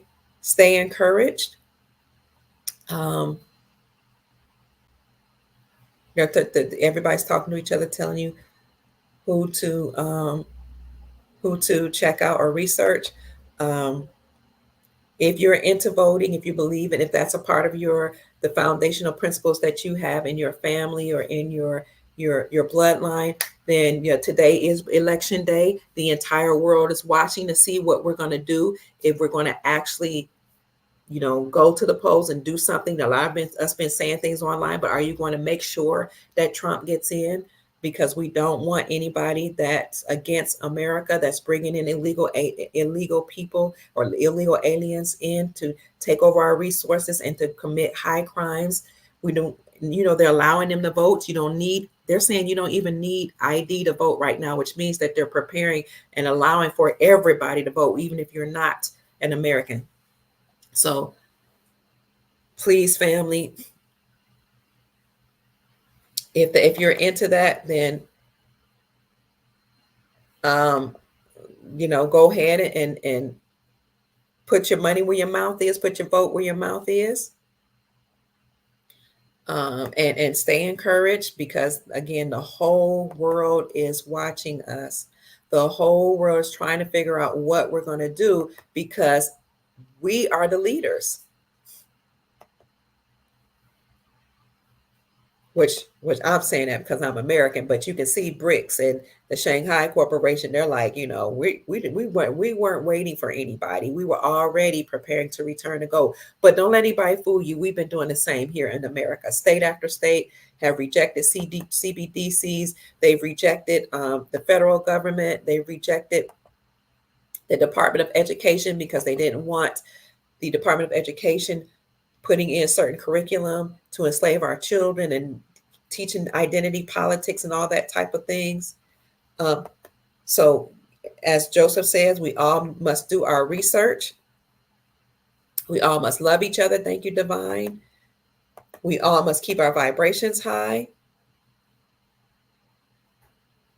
Somebody says, I've been to sleep and Dr. Pruitt is still going. I know I need to get off here, Sister Barbara. And love each other. I'm not going to say who's an agent and who's not, because I take information from all the people that you all are talking about in the comments section, and I do my best to work with people and take all the good information that they give me and share it with you all. Protect your energy, family. Protect your energy. 400 billion. What's 400 billion, sister? And stay encouraged. Only watch good news. Only be around high vibrational people as much as you can. Be prepared to celebrate, family. It's our time. Australia's in the house. It's 4:42 a.m. Sister Sharon says where she is. Serena says, I love Prophet Kim Clement. I used to watch him all the time. He told me and called me by my name and told me the Lord is restoring me. Woo! She says, I was shocked. This was years before President Trump was even elected. So Kim Clement prophesied Trump's presidency. He prophesied the Iraqi dinar will revalue. He prophesied a lot of things that we've seen. You're welcome, Sister Tracy Fleming. A lot of things that we've seen come into fruition. Zimbabwe is gold back. They've already introduced the ZIG, which is the Zim Gold. So stay encouraged, because if you look at the left-hand top corner of the actual Zim bond, ZIM, you see it says This is a promise to pay the bearer upon demand. So wait until we know that the revaluation is official, revaluation of currencies, and the global currency reset has officially occurred, and you will know when it's time to actually redeem those bonds. Venezuela has a currency called the Bolivar.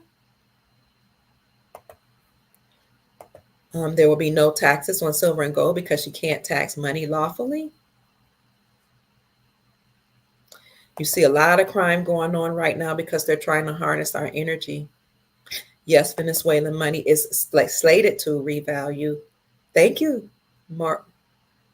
Mayor Light says, I've missed you. Thank you. I'm glad to be back. It's good to see you. Greetings to you, Green Light.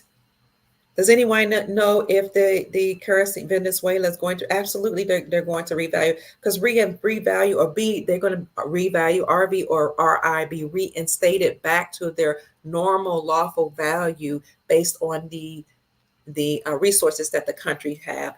Venezuela is full of gold. This is why around 2022, when their currency, because of high inflation, their currency had been devalued so much, they were actually chipping off pieces of gold to barter with. They were doing this in 2021, 2022.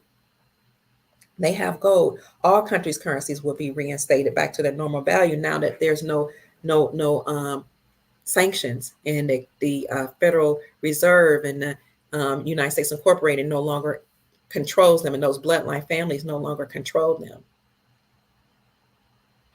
My lunch break is a good YouTube on has a good YouTube on Tartaria and the Old World, usually 20 minutes each Saturday. Oh, Basic Lay, thank you. My lunch break. That's a good YouTube channel. Okay, on Tartaria. Thank you, Basic Lay. Anna Von writes, the judge over the assembly in Alaska has been working very hard on minting our money for the states. And Anna Von writes is the first one that I know of that talked about, I'm glad you brought her up, that talked about openly America actually putting forth the gold to pay off the debts. She talked about, I see Australia's in the house on my channel. Welcome. Anna Von writes, let me see if I can find her, said that we put forward the gold. She said this in 2022, and I announced that. She said America and Australia has put forward the gold to pay off the debts. Let me see if I can pay. Let me see. I'll show that to you right here. Since you brought up Judge Anna Von Wright. Some people don't like her. They say bad things about her. I actually love the information that she puts out. So I didn't know she was a judge working for your country, but I really appreciate her work. Let me show you. Oh, I brought it up already? Okay. Let me show you this. If I can find. Hold on, fam. I'm trying to find that article. I have so many tabs up. Thank you for being patient with me. Oh, here it is. Let me know. Can you hear this?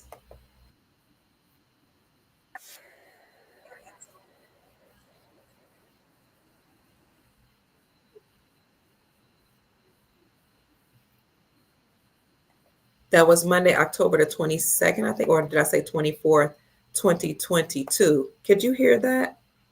Yes, the Bolivar is going to revalue. I hope you could. Could you hear that, family?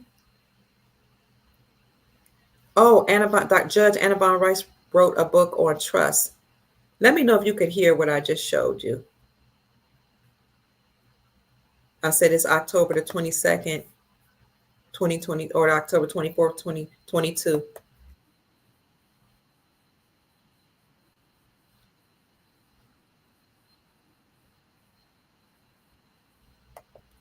Can you hear that? I wanted to make sure you can hear it before I go on. Oh, barely. Oh, yeah. I don't know why, because my volume is so low.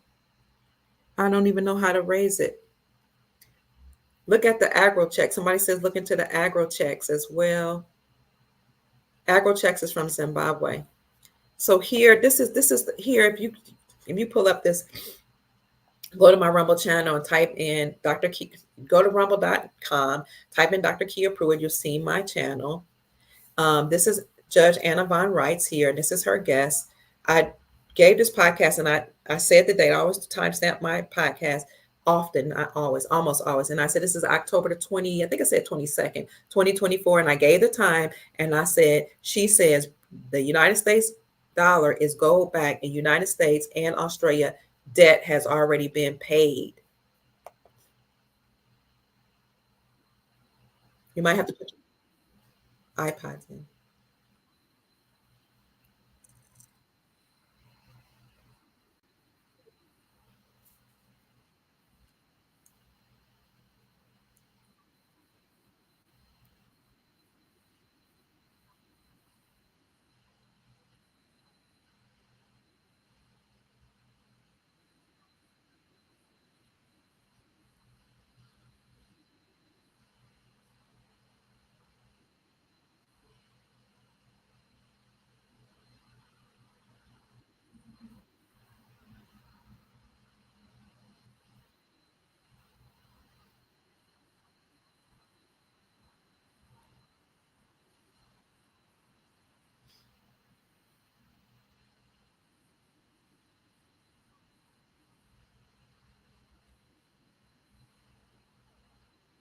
She said, we've been able to produce the money to back it. So the United States has paid off the debt. Her guest asked, by whom? And she said, by us, we the people. Judge Anna Vine writes. This person to whom she's speaking is Terry Kealoha Sam. She said, we're not looking at a wholesale bank collapse. This was 2022.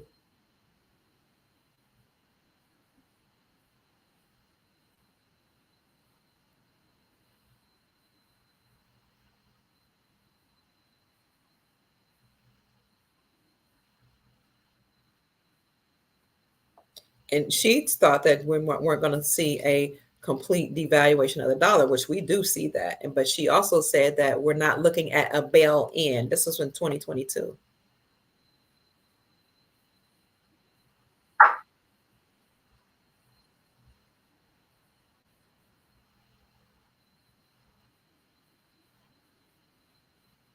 So she goes on to talk about how at that time hyperinflation and certain things have been averted. Now I've seen hyperinflation continue, but that is when. Oh, did I take it off? I might have. I don't. I might have stopped sharing it, but I was trying to show you that. Yes, it will. It will revalue how Judge Anna Von Wrights had been talking about gold being put forward to pay off the debt in America and Australia. Tracy says, Kia, I missed you greatly. Very happy to see you back on and providing us with such helpful information. Thank you, Dr. Kia. You're welcome. It's my pleasure. My mission is to continue to inspire and encourage humanity worldwide, all across the globe, to keep our vibrations high because we are moving to a new world, a new reality. We will win this war. We have won behind the scenes. My channel, Rumble channel, is Dr. Kia Pruitt. We're going to see that realization very, very soon, family. I trust that, those of you who believe in voting have already voted, either in early voting or you're going to do it soon. I don't want to stay on too much longer. I've been on a long time, but it's my desire to let you know that we do anticipate this revaluation, a global currency reset. In fact, I showed you the article that says Australia is accumulating gold in anticipation for the currency reset. I showed you articles that talked about how BRICS, that block, Brazil, Russia, India, China, South Africa, as well as the Shanghai Cooperation Organization, is already using their local currencies for trade and gold. I've talked about how central banks have been hoarding gold, specifically in 2022. China has been hoarding gold. Countries have been hoarding gold. Countries have repatriated gold back to themselves in anticipation for a global currency reset. At the end of every empire, they print as much money as they can. They rack up the debt. buy themselves assets, then they destroy that monetary system and they go back to a sound monetary system based on gold and silver. That's called the crack up boom. You can look it up, the crack up boom. So the whole world, I showed the article produced or published by King's World that says the whole world is hurtling back towards gold as money, which means they're rushing back to gold as money. I showed you the article that was published by the Sound Money Defense League that says more than 45 states have repealed the state sales taxes from the sales of precious metals, which means that they're reclaiming silver and gold as money, which is in alignment with the Constitution that says the only thing that can be used as silver and as money is silver and gold, and the only thing that can be used to pay off the debts is silver and gold.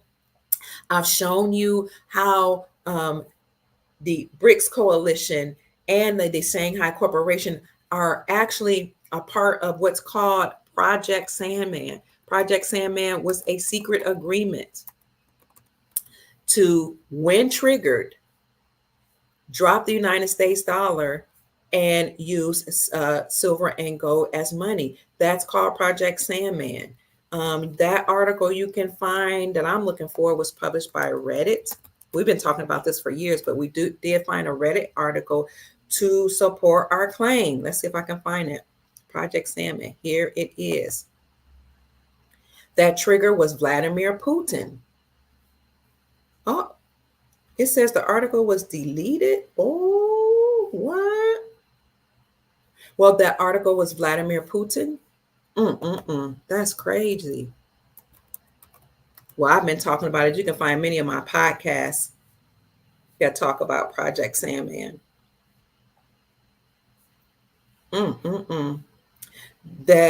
When triggered, all these countries, 209 countries, would drop the dollar for trade and use their own currencies. That trigger was Vladimir Putin going to the Ukraine to clean out the dumps, expose all the crimes that were going on there, and to bring Ukraine back into his what you call conglomerate of countries. I think it used to be called, it's now called Russia, but it used to be called the Soviet Union. Well, when he exposed the crimes that were going to Ukraine, that only gave more evidence to James Comer, who's the chair of the House Oversight Committee, about what Biden and the 485 members of Congress and Harris and Pelosi have been doing, which then led to the Brunson brothers filing a lawsuit against them. And if it's found indeed that they participated in high crimes, then they will have all their credentials stripped and they will be held for you know what, TREASON, and they can never serve again, of course, because they'll be done. Their assets will be frozen through Trump's executive order 13818. Those assets would then come back to we the people through NESARA and GESARA, which was a law that was created and signed into law in 2000, but created by the world courts, the white hats of the military, the NESARA white knights, because the farmers took the United States Incorporated and their Federal Reserve banking system, central bank, to the world courts, as well as the Washita princes, Empress Verdi I.C. Gosson L. Turner Bay, the Empress of the Washita people, the Aboriginal copper-colored people that people call Black erroneously and Negroid, this indigenous tribe. She also took the United States Incorporated to court. Both of them won their claims. Empress Verdi I.C. won an $85 quadrillion claim that's supposed to be paid to we the people through NESARA and GESARA. The farmers' claims was they won their claims against the United States, the deep state, the 13 bloodlines, and their Federal Reserve. And they were told that the military would be formed, they would take down the deep state, and they would pay the farmers first because they were the first to take them to court, the United States Incorporated, and then everybody else would be paid. Then that law was created. It was signed into law in 2000. The presidents would not sign it. The military allegedly stormed into the White House, forced Clinton to sign it.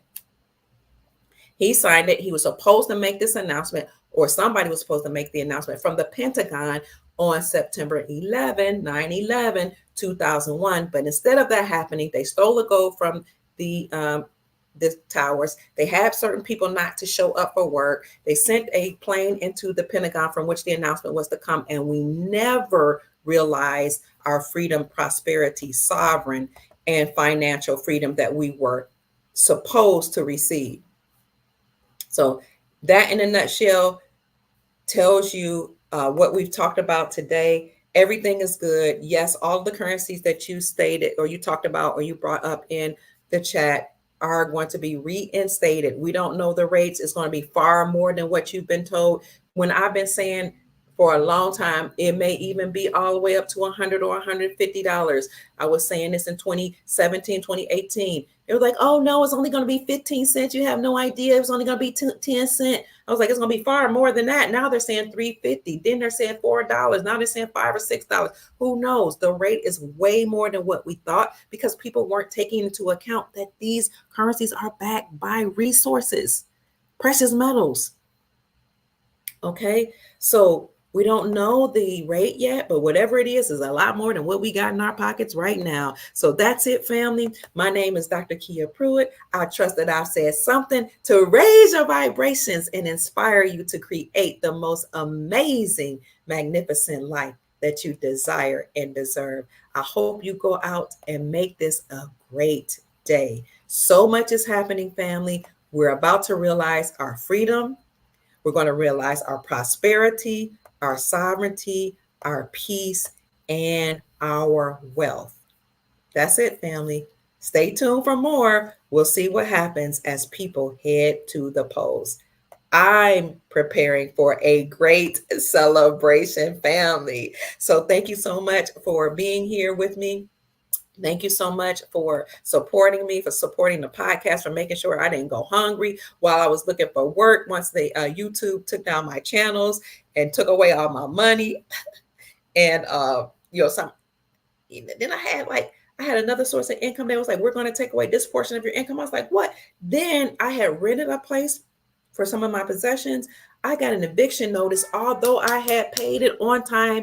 They were like, you have like a few days to leave. I'm like, what is happening? All around me, stuff was just like money being taken away. You got to, take your possessions out of this place. And I was like, you know what? God is in control.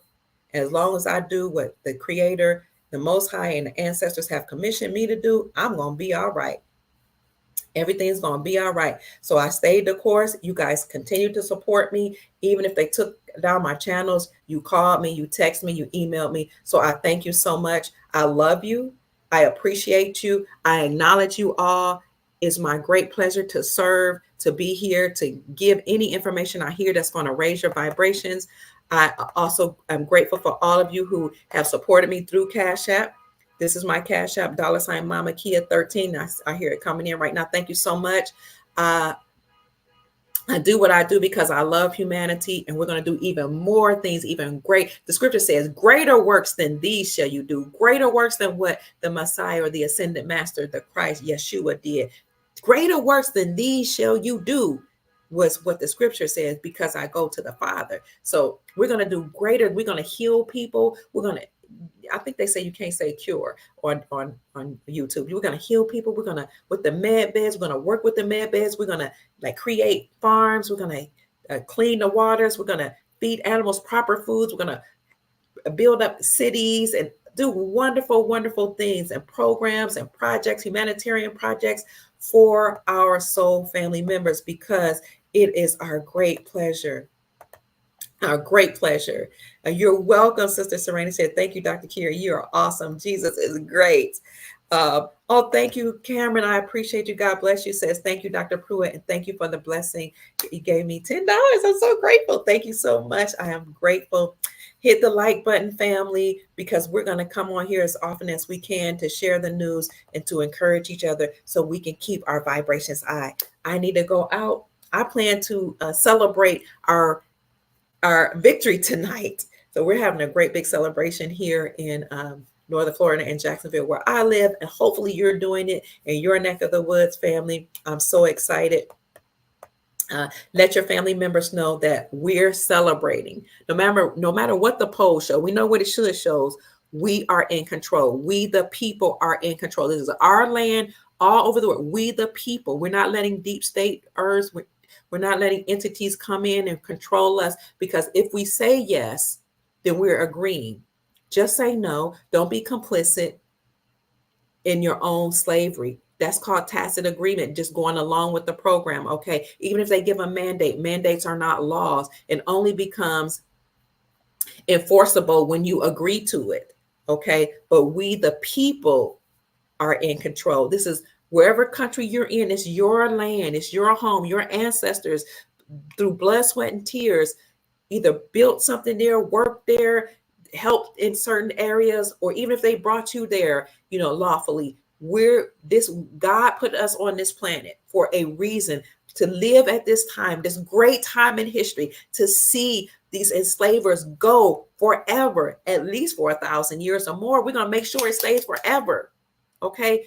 We're ascending. We're ascending to higher dimensions. We're going to take on crystalline bodies. We're bringing heaven on earth. I'm so excited. We decided to come here during this wonderful time to join with our soul family to realize heaven on earth.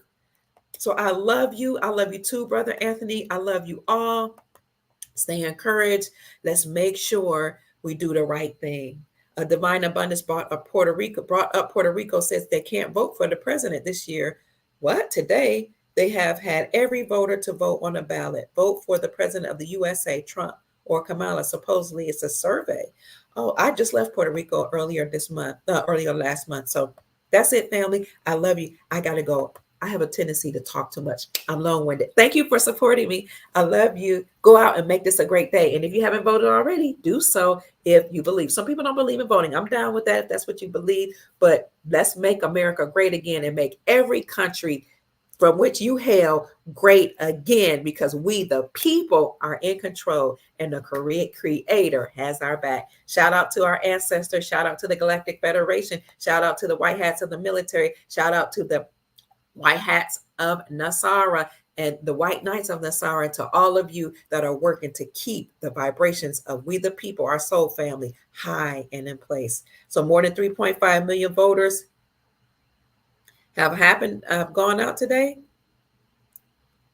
Will they add ballots in the US? I don't know. But we already saw a lot of voters already participate in early voting. I think it was like, can't remember the number, but I quoted it early in the podcast. Bye, family. I love you. Stay encouraged. Bye-bye.